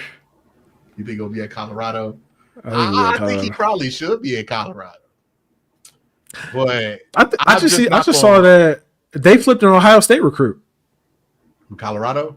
Yeah. He's like a 4-star or something. He was committed to Ohio State, then he decommitted, but apparently he's trending towards that way. But apparently Ohio State's going to get 2 other guys to make up for it. So I mean, yeah, it's Ohio State. Didn't Dylan Raiola commit to Ohio State? Yeah, he was committed at one point, then he decommitted, and he committed to what? Georgia, and then he decommitted, then he decommitted to Nebraska. The rumor that I heard surrounding that whole Ohio State decommitment was Jeremiah Smith found out he was committed to Ohio State, and Jeremiah Smith wasn't too pleased about it. So you can take that information as from me. Jeremiah Smith, the wide receiver? Yeah, there was rumors that there was a rumor. That's what I heard and from what I read about it. So, what was going on in them Elite 11 camps? Something happened. Let me tell you something. Jeremiah did not like what he saw. He did not like it. You know how cold you got to be as a wide receiver to be like, hey, man, it's me or him. I guess we keep it Jeremiah Smith, dog. That's tough. Hey, I don't want to know what happened between those two because that sounds like real beef. That sounds like some real fucking beef right there. That sounds crazy, bro. That sounds crazy. Hey, that's insane. But yeah, Ohio State probably the only real dominant school in the Big Ten. I don't know who was dominant before Ohio State was really. It was always Ohio State. Always Ohio State. And then in the 90s, Michigan had some runs, but that's when Ohio State had John Cooper, right? It's always been Ohio State or maybe some Michigan, but Michigan really don't do well if they can't recruit Ohio. And they haven't been able to recruit Ohio in a minute. Listen, and then outside of those two, it's just kind of been random runs here and there. Like Michigan State was good for a long time. Just a random team in the Big Ten. Penn State's good now, but they're not serious. Yeah, don't nobody take that shit serious. They're the Intercontinental champion. Yeah, nobody cares. State. Here come Penn State about to fight John Cena. Let's see what happens. All right, man. Colorado college football playoff hopes. Cook, this guy added in. I don't know when this guy added. Curtis. Curtis, you want to take it? Hey, Curtis been waiting to get this shot in for weeks. Go ahead. Say what you want to say. No, because I was at work when the game was going on, but I had it recorded. So I went back home and I rewatched. I'm like, damn, they really blew their chance. I'm like, I can't look at their season as a failure now, but for them to get in the CFP, they're gonna have a lot of help because there are so many scenarios that has to go their way for it to make it happen. But yeah, that was watch the game. I didn't know that they lost to Kansas. Yeah. Damn. Got the ass. Devin Neal was frying them. Do you hear me? Cooking them. Just ran that ball. He just ran that ball. He fried them so bad, I was like, oh, yeah, the Browns need to draft him. It was all bad, dog. It was all bad. There's so many good running backs in this draft class. There's so many good running backs, but he's one of them. Damn, Travis had 8 receptions, 125. Him and Shador didn't play bad. It just didn't matter. Yeah, their defense sold them because they could not stop the run at all. Bro. I think he had 300. I think Kansas had over 300 yards rushing. It was something similar to that. Well, back to the Pop-Tart Bowl, Colorado. I'm like Get ready that. to learn Pop-Tarts. Okay. Get ready to see a Pop-Tart mascot with a prime cowboy hat on. Yeah. Listen, man, it is what it is. Got to settle for the bowl. Got to settle for the bowl game. You know what bowl game? What bowl game does the Big 12 give out here to their third place team? No idea. No idea. Let's see. Every Big 12 team's bowl game prediction. Boy, this is old. They got the fucking Arizona State Sun Devils being in the fucking Fiesta Bowl. That did not happen. Like, you go to First Responders Bowl, the Alamo Bowl. How that sound? Alamo Bowl don't sound too bad. Yeah, man. Go to San Antonio. You know what I mean? The Liberty Bowl. How about that? That sounds good. Armed Forces Bowl. You know, play Army. Or, well, no, one of them Armed Forces schools is really good. Navy is, right? Yeah. Hey, you know, we can see if they got some discipline. The Holiday Bowl. Yeah, I mean, there's some good bowls out there for you guys to get up to. Man. Kansas, man. I definitely fucked that up. Yeah, it's over with. It's over with. They need a lot to happen to make the Big 12 championship game. George Sanders lost his first game in an NFL stadium. Ooh. Played well, though. Played well. This was right. It's not his fault. It's not his fault. His brother couldn't tackle. Yeah, should I do the unfair sports talk thing? Hey, man, if he liked that. Nah, I said before the season, if Shador is actually really good, they should get the 8 wins. They're at 8 wins. I think he's proven what he's needed to, right? Like, he can't overcome all of it. I'm not about to be unfair to Shador. Yeah, you know, college football's been interesting this year. I'm really excited for this playoff. I am too. Speaking It's of going to be fun. college football playoff rankings.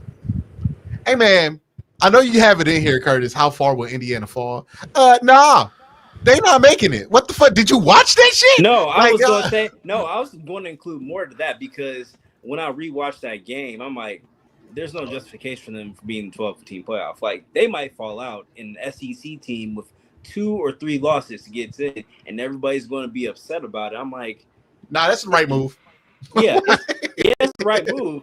And people are going to say, why are they doing this? I'm like, did you see what happened on Saturday? Like, that was their opportunity to show, hey, we're worthy of being in the playoffs. And like, no, they got ran off the field. It wasn't even that close. It should have been worse than that. I'm gonna be honest with you. It wasn't just that they got blown out. It was that they got blown out in a way that it felt like watching a school from a smaller conference.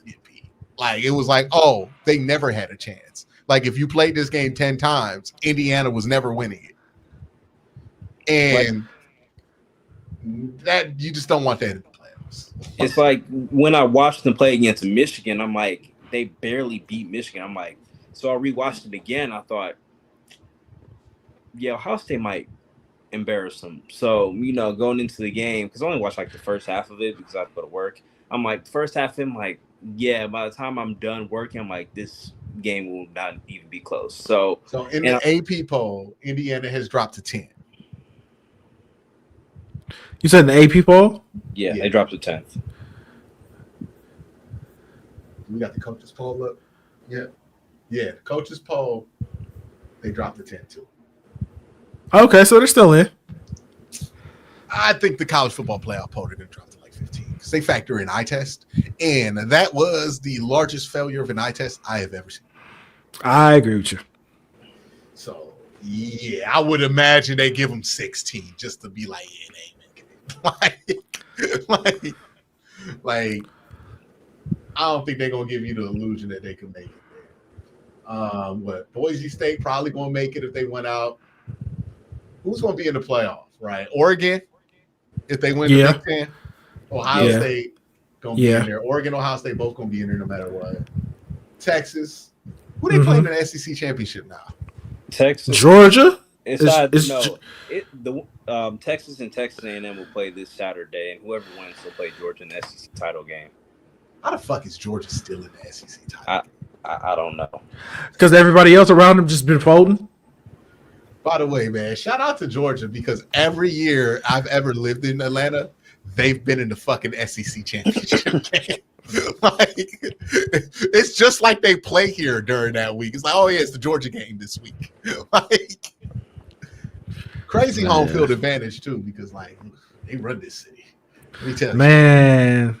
Is Alabama gonna make? No, Alabama's not gonna make it. No, they're done. They can't make. Who's the last game? They play Auburn. Auburn? Yeah, they ain't gonna do it. Unranked Auburn? Yeah, they ain't gonna do it. So they're not in. I don't know. It depends on who you want to take out. Because right now, let me read off the top 15. Oregon, Ohio State, Texas, Penn State, Notre Dame, Georgia, Tennessee, Miami is 8th. SMU 9. Okay. Indiana 10, Boise State 11, Clemson 12, Alabama 13, Arizona State 14, Ole Miss. I'll be honest, Alabama can still make it. Because I don't think you put Indiana in over Alabama. You got to put SMU in. Maybe you could put Arizona State in over Alabama, but you haven't ranked higher. But Indiana, I don't think they're going to make the playoffs. Who's Notre Dame's last game against? I think play Notre Dame plays. I'm pulling it up. They play USC. They gonna win that. They could lose that. They could lose that, but they're gonna win that. Who else could fall out? Boise State's going to make it because they're by far the highest ranked group of 5s, even if they lose, right? Because they're 11. If they lose, they'll drop to like 18. And who they're playing last week of the season, they're probably playing like some. Look at these schedules, man. Well, they got the thing with the. Hey, if I'm the group of 5 schools, I don't do conference championship games anymore. All that they're playing one ranked school. They're playing Oregon State.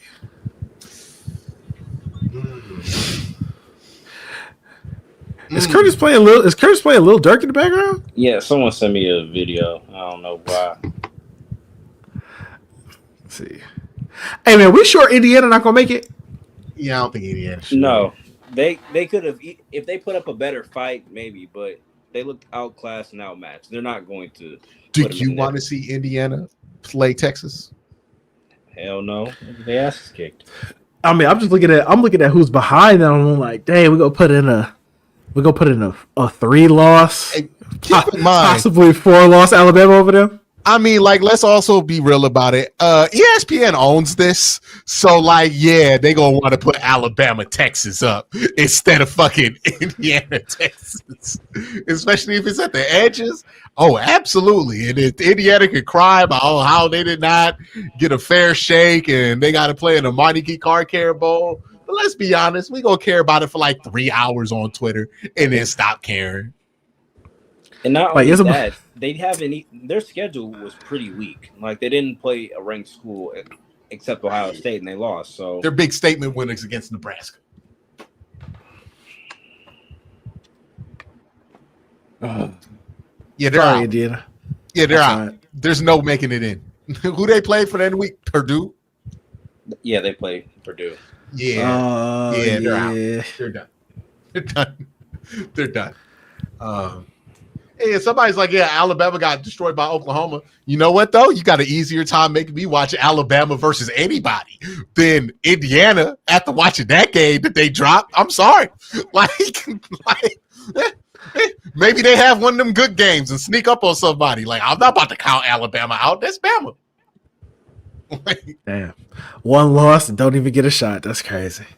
Don't even get a shot. Like you're not like that. Like, you're not like that school. Like, it is what it is. That's crazy. Hey, I'm going to be honest with you. Miami play one more close game versus an opponent they should not be playing a close game, and I'm going to want their ass out too, because what the fuck are we going to do with that? Watch him get straight ran over by Georgia. Like, you really trying to see Miami in there? I was about to say, if there's another one-loss team that we need to have a conversation about, it's Miami. Miami? Yeah. Well, at least they Miami. You know, you can get people to watch that. Indiana's in Indiana. Doc, like, this ain't March. You got no advantage to make the fucking playoffs. And let me tell you, Boise State, don't slip. Yeah, don't lose to Oregon State. Hey, don't slip. Right now, you got that Cinderella buzz on you right now. But, ooh, boy, let me say, you lose one game. Like, at least you got Ashawn Janty. People trying to see that. SMU, they can't fuck up. They lose to Clemson in that championship game. They gonna drop from fucking 9 to. That's probably why Indiana feels good, though. That's probably why Indiana feels good. Is like, hey, Boise State and SMU, they fuck up. The problem is Boise State can't drop out the playoffs because if you're the highest ranked group of 5 school, you get in automatically. Oh, I didn't know that. Okay. Yeah. So Boise State's not going to drop out. That's not an at-large bid there. So Indiana has to fight for an at-large bid, and that's why I'm like, I don't know if they make it. Like, SMU got more money than you. Like, if it needs to get to that place, like SMU got way. You saw how SMU got in the ACC. Mm-hmm. Yeah. Mm-hmm. They will find a way to get in. Okay, like if there is an argument, they're gonna find a way to get in. Indiana's not like there. If you're the committee, you'd rather have Clemson and Alabama make the playoff than Indiana. Mm-hmm. Yeah, you might even go for BYU. You can justify it. And I think that's the problem that they're going to run up against is beating Purdue, probably not as impressive as beating a bad Auburn team. And don't let they play a close game with Purdue. Oh, that's going to even hurt their argument even more. Yeah, they got to blow Purdue out. They got to beat the fuck out of Purdue, okay? Like, you got to put a 50 piece on Purdue. No funny. Oh, yeah. No, 60. Like, yeah. And no points. Like, so, hey, we just had an off week. You know what I'm saying? We just had an off week. Mm-hmm. Let it leak that Curtis Work played with a hurt hand. Like, all the shenanigans. Hey, look, if Indiana were an SEC school, they know what game to play. Like, because the SEC schools, they play that game all the time. Oh, yeah, he was hurt. Like, watch, we're going to start finding out Jalen Milroe been playing with like some kind of illness or some shit like that. Like, oh, yeah, he was actually that bad. You know, he was just sick. Like, nah, I got eyes. I can see. My man's having a rough couple games. Well, my man's had a rough couple games this season, man. Like, I think he should go back to college. Go back to school, Jalen. Go back to school. Even though, I know Cole can be against it. He already put the hit out on me on Blue Sky. I saw that. What you mean? What you mean? No, again, Curtis, you know what I'm talking about. He put the square on the back like I'm Jack Dorsey. Like, that's what you did. What you talking about? You know what you did. Don't play like you don't know what you did. I'm not even going to do you the dignity of explaining this. No. You know good and goddamn well what you did. You tagged me like, on Blue Sky. It's hard to tag someone. Them names long on Blue Sky. Like, you sat there and typed all that out. First name, last name. I didn't have to do that. I just typed it. I typed it like QUI. It was there. It's crazy. Right?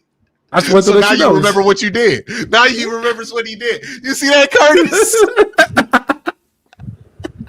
He did not know what he did for a good minute, and then now he's like, "Oh yeah, I remember what I did." I'm like, "Okay." If I did it as, I had to think about it. I was like, "Oh yeah, I definitely did that." As I was watching him play, and I was like, "Oh my god, he sucks. He stinks." I'm gonna just say this, bro. I would have passed him up in the third round. Oh my god! Of course you would. I might even move back into the second. But see, it is what it is. I believe in the person, man. I think you get him. I just hope you can get him somewhere where he don't got to play right away. Obviously, he needs to be adjusted, right? Like, but I do. I think a lot of how he's gotten to this point at Alabama too. You know, but that's I'm just, it's a cool. personal. I'm willing to admit this is a personal thing where I'm like, no, I'm on a personal win with this. My mind isn't telling me that he's going to be a great quarterback, but I believe in him as a person from what I've seen.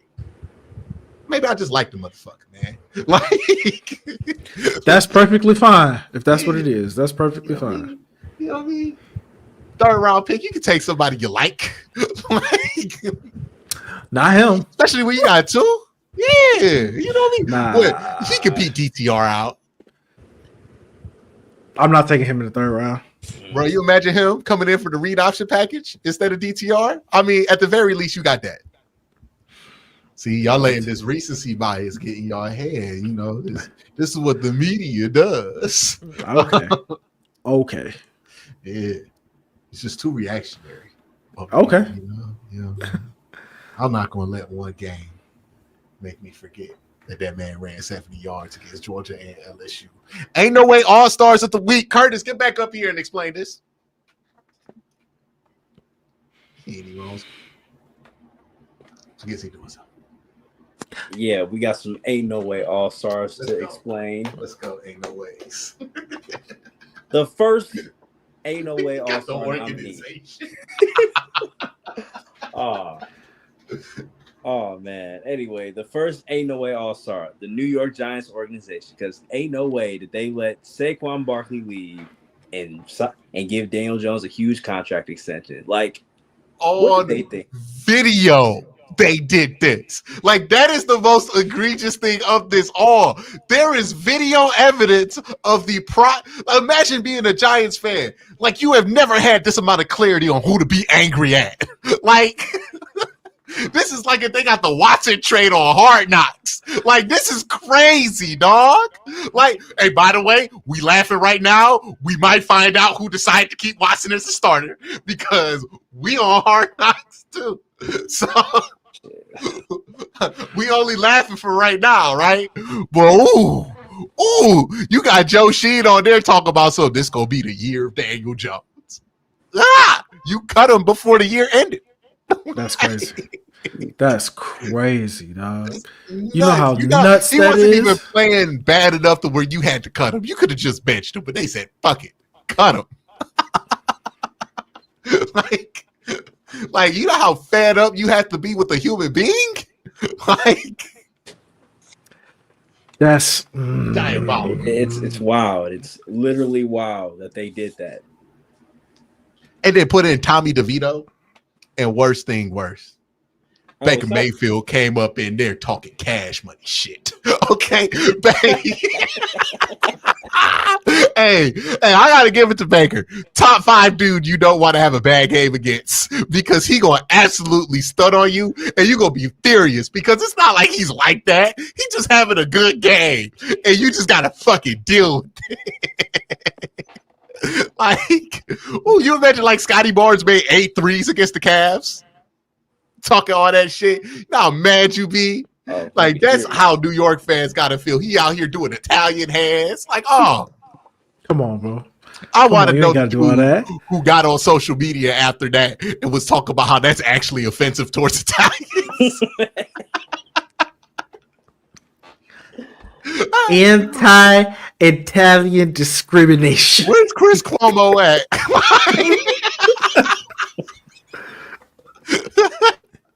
Oh man, that's nuts. Just dunking on you. He was out there blocking motherfuckers, doing all the extra shit. Oh man, that shit is like, who's the dude Franz Wagner on the fucking Orlando Magic? Man, when he was making shit, it was nothing more annoying in my life than fucking Franz Wagner. I'm like, oh my god, he's fucking hooping right now too. That's the worst part. That's the worst part. Oh man. Who got dunked on by Baker? It's nasty, bro. That's no disrespect to Baker, by the way. Just saying. That shit was nasty. What an awful way to end your day. And then Saquon came on the nightcap and made you look dumber. You know how bad you got to be for Kev on stage to suggest that you should get fired? He's not good, man. He's Like, I don't know, man. It looked like that was a bad decision. You're a terrible general manager. You're not good, bro. You need to get fired. Shit, I'd fire everybody, bro. I'd fire everybody. It's over. You look at me the wrong way. You look at me the wrong way, and I'm the owner. I'll They fire you. explained this process confidently to the camera for 6 episodes on Max. You could go and watch it, like right now. Like, bro, you know how furious Giants fans gotta be. Oh my god, bro! I knew it was headed for disaster. I think I tweeted this shit out. I was on the fucking elliptical and I was watching this shit, and I heard them say, "Hey, well, it's gonna be the year of Daniel Jones." I was like, "Oh, they're done." Oh, they're done. They're done. And by the way, if the Browns have all-season hard knocks and Andrew Berry says it's gonna be the year of Deshaun Watson, over. Just fire everybody right there, bro. Just cancel the fucking season, man. Like, I don't care if the league gets shut down this year. It's over with. Like, there's nothing to gain out this season if we out here saying shit like that. And whew, boy, Giants. Yeah. Yeah. Woo. That's crazy. You imagine if we was playing Deshaun Watson, we cut Deshaun Watson, and then the 2 hours after we do that, and Baker Mayfield dunks on us, we gotta watch Nick Chubb go off for 200. Gotta fire everybody. Gotta fire everybody. You gotta change the name of the fucking team after that. Like that's a franchise ender. You are not a New York Knights. Like fuck it. Like fuck all that Giants history, man. That don't mean shit no more. The New York Knights is crazy. New York Knights, yeah, the New York Knights, the New York Trains, whatever the fuck you want to call them. Call them something else, man. Like fuck it. Call them the Lakers. I don't care. Like something else. The New York Lakers. All right, man. All right. It makes more sense than LA being called the fucking Lakers. Like, I mean, they were the Minnesota Lakers at first. Yeah, isn't it crazy how both the teams in LA got names that make no geological sense? It's almost as if they were stolen. Hey, man. Is what it is. By the way, no bigger example of a stolen franchise than the fucking Utah Jazz. How did that happen? Right? There's ain't no Jazz in Utah. There is none. Well, there was a demographic different who plays jazz music, but yeah, still ain't no Jazz in Utah. Ain't no Jazz in Utah. Ain't no Jazz in Utah. We're gonna talk about these Cavs, man. We're gonna talk about these Cavs real quick. Oh fuck, I forgot all about them. Hey, man. We skipped them. See? That's why we have to run. That's why we do the meetings. That's why we do the meetings, man. You know. Oh yeah. I forgot that we didn't talk about it. Cavs 17-1. Ty Jerome. 6th man of the year. Do we all agree? Easy. Well, I can't say easy because Peyton Pritchard is his only competition, but Yeah. it's down to them two. Is Ty Jerome from the US? Yeah. He from Yes. the US. Is Peyton Pritchard from the US? Yes. Yes. All right. You want to explain your thought process and your questions here of why you were wondering about that? Yeah, don't cancel me, but you know, I just don't remember the last time 2 American-born white dudes was competing for the same award. Actually,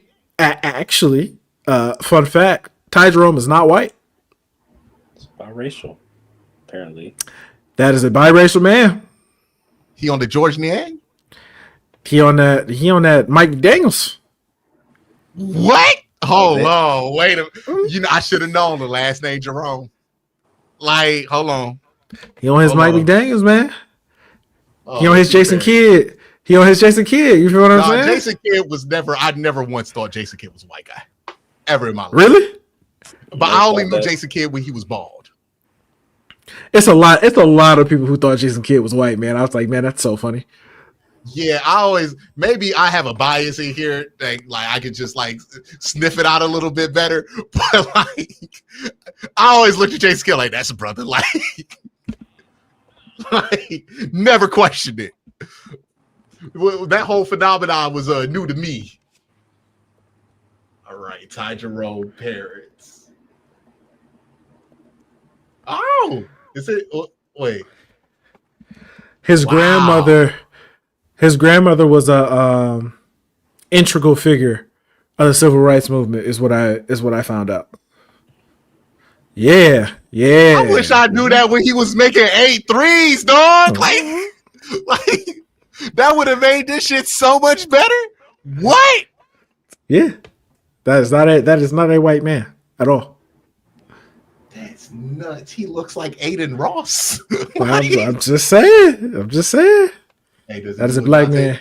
Does he do a Isaiah Hartenstein? Get the fade? like, now Isaiah Hartenstein, figure out he is biracial. Was like what? Yeah. I was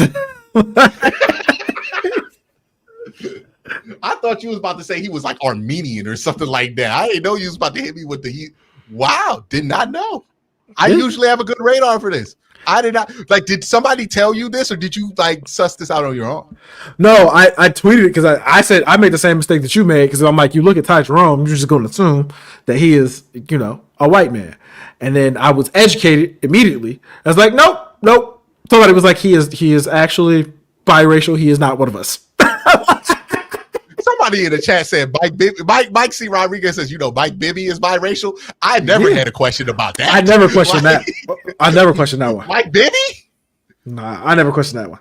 There is a theory. There is like, I read something where it's like, you can't choose, but you could kind of like code yourself, right? And, somebody made the joke that if you want to be able to have certain privileges that are associated with folk, you got to pay the dues, and the dues is your haircut fees, right? Like, you got to get your line right, like, if you're trying to kick it. Well, I know. That's awesome. Cool. We all skip Bayless. We take it Ty Jerome. Yes. Like, y'all can have Blake Griffin. Like, we take Ty. You know what? I might have to give up Rui to get Ty. It might be worth it. Like, wow, betraying your brother. That's crazy. Hey, Japanese Jordan ain't kicking it. Ain't doing right. They do nothing in the Olympics. Might have to move on to the next hope. Like, hey, selling out your brother is crazy to me. I just want to put that out there. Selling out your brother is crazy. I ain't selling him out yet. But if I got to get Ty Jerome, it is what it is. Hey, Jonah said we still got Kyler. Jonah said so all we got is Larry Bird and Mark Price.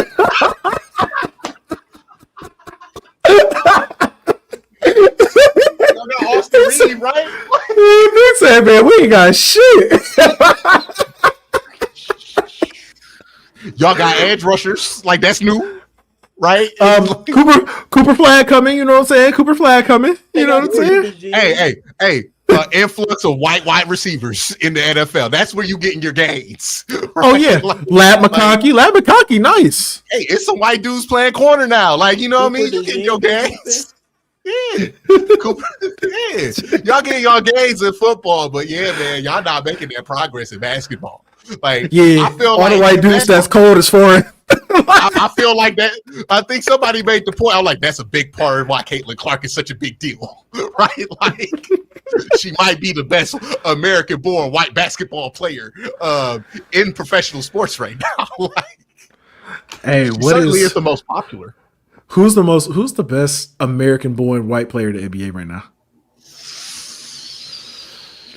Because it was Kevin Love for a long time, but it's not Kevin Love. It can't be Kevin Love anymore. American-born. I'm gonna Google it. We just gonna have to do separate. We're gonna have to do separate videos on the Cavs. I can already tell. All right, there's a ranker. Chet Holmgren. They got Chet. Oh, y'all got Chet. Yeah, y'all got Chet. They got Chet. They got it's a steep fall off from Chet. The fall off is crazy. Let me read this shit out to you. It's Chet Holmgren. Okay. That's Tyler Hero. Tyler, he not bad. He not bad. But he's certainly not a franchise player. Right? Nah. Austin Reeves. Also not bad. Then role players. Alex Caruso. Dante DiFrancesco. Not bad. Brandon Podziemski. Oh, Pods. Oh yeah, Pods not that good. Peyton Pritchard. Walker Kessler. Oh, he's cool. Christian Braun. Christian Braun's pretty good. Corey Kispert. TJ McConnell. I'm surprised Kevin Herter's 12. Dang. Max Strus. Hey, I thought we had number 1 to 13. like Grayson Allen. Okay, it gets real. All right, Robinson. Is Kevin Love in the league still? Yeah. He's 16 on this list. Kevin Love still one of the top 25 white dudes at basketball. Hold on, not true, because they excluded all the guys who are not from America. Oh yeah, I mean American-born white dudes. Like if we start adding Europeans, Kevin Love ain't touching that list. But I mean, like if we start adding Europeans to that list, maybe Tyler Hero makes it. I mean, Tyler Hero and Chet makes it. But like, does Tyler? Tyler and Austin Reeves is where the cutoff would be. that's probably where the cutoff is. Alex Caruso ain't gonna be in the top 25, brother. Ooh. Hey, no. Nate said he's disqualified. Have you ever heard Chet talk? You saying Chet with us? Hey, to be fair, he just played basketball. Yeah, man. I mean, hey, like usually I feel some type of way about that kind of thing, but I'm like, nah, he played basketball. It is what it is, man. That shit's authentic. like you ever hear? Well, I remember Rebecca Lobo, right? I was watching a clip of her talking in the 90s when she was in the W, and I was like, she sounds nothing like that on ESPN. got to clean it up. You know what I'm saying? Got to clean it up. DT, the only one decided not to change shit ever. Okay, never ever. That is hilarious. But hey, man, y'all got the W though, because with your Paige, even though you can make the Chet argument, it's a little bit stronger because she got family. And then Caitlyn, but then Juju after that, it's over with. Yeah, we coming. We coming. We on the way back. We on the way back. Don't worry. Yeah, we on it. We still got Asia. Oh, and Peyton Pritchard is Peyton Pritchard. We put him on the list if they just did the right guy. List.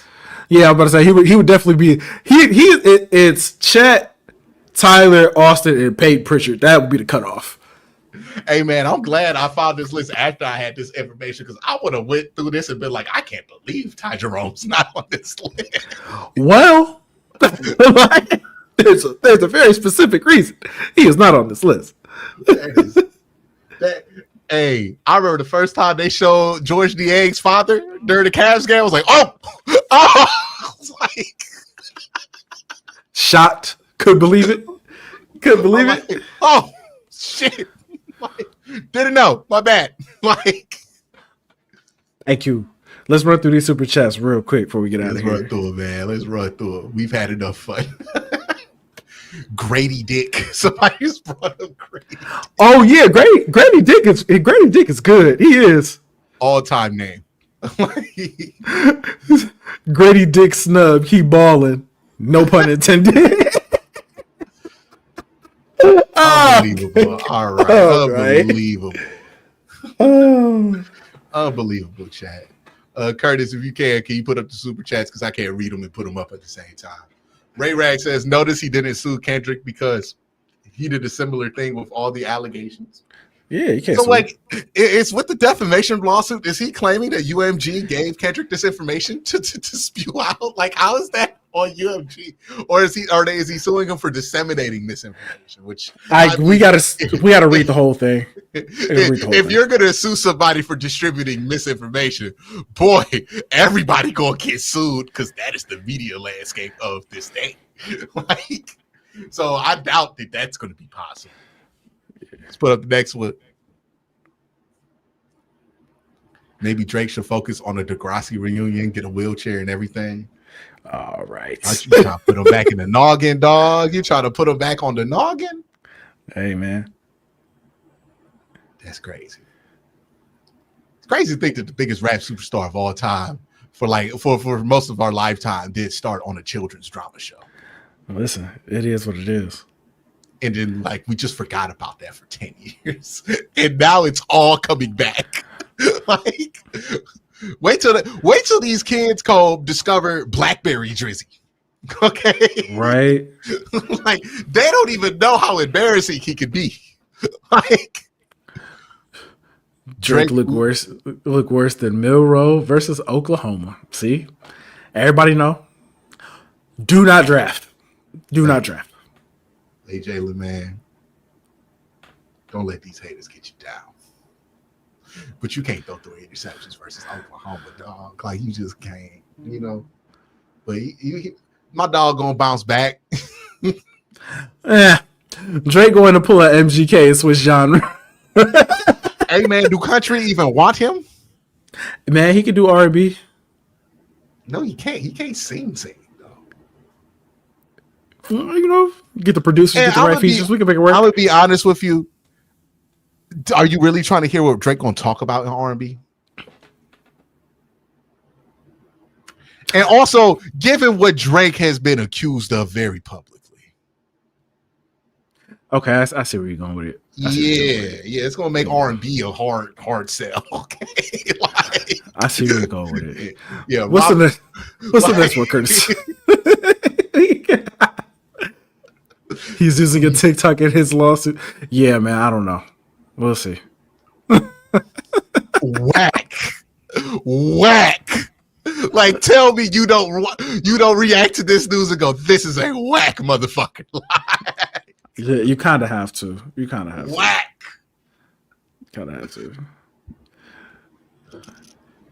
He was on XQC talking shit. He was on that stream talking shit. He's on Twitch streams now. And he ain't even on Kaisa Nat stream. Like, he ain't even on the biggest stream. He on XQC's?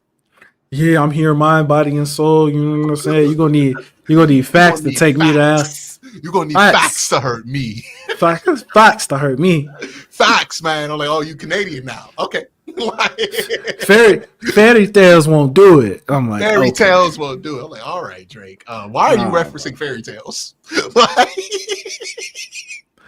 Drake was the kid who always had a new rule every time you beat him in a game. He came up with it. Drake, the type of dude to change the sliders and not tell you. You're like, ain't no way Shaq made a 3. Oh man. I bet him and TJ Watt would be great friends. Cool. What you think of Curtis' work after that game? Also, quietly, Will Howard has been really good for the last few weeks. After that game, like I was watching Curtis, I'm like, yeah, man.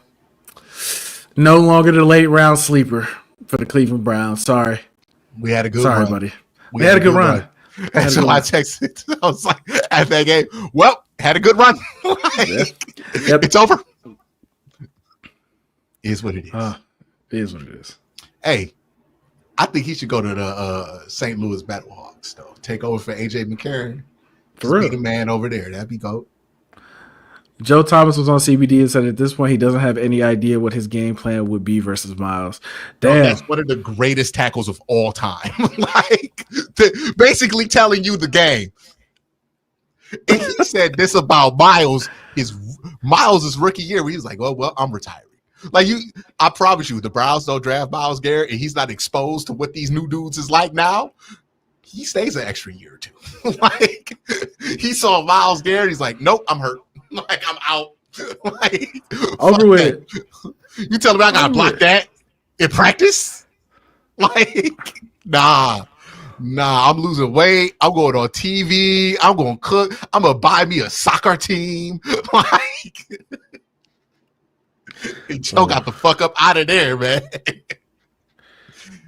Crazy part was the team was making it obvious they was trying to win games the next year. He was like, "No, I'm good. Like, I'm straight. I'll go out 0-16." Like, How many current and former players have to praise Miles before Steelers fans realize he's LeBron and TJ is Melo? Great question. well, Great here's question. the difference, though. It's like Melo has the respect from players, right? Whereas like players really respect Melo's game because Melo does a ton of stuff that's really hard. That's not TJ.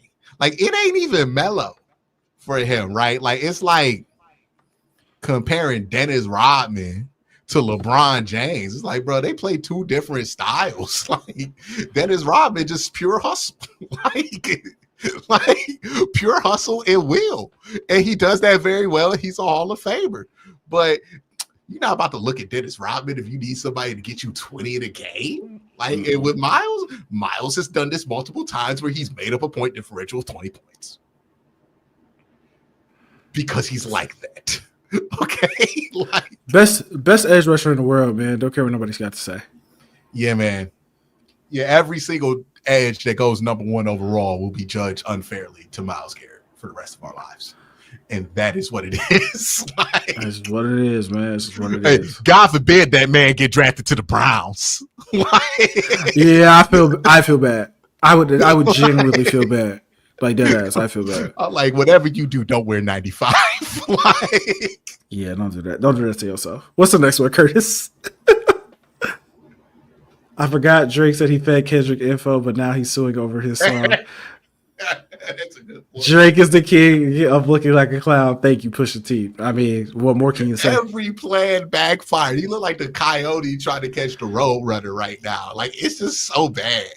Like, It's terrible.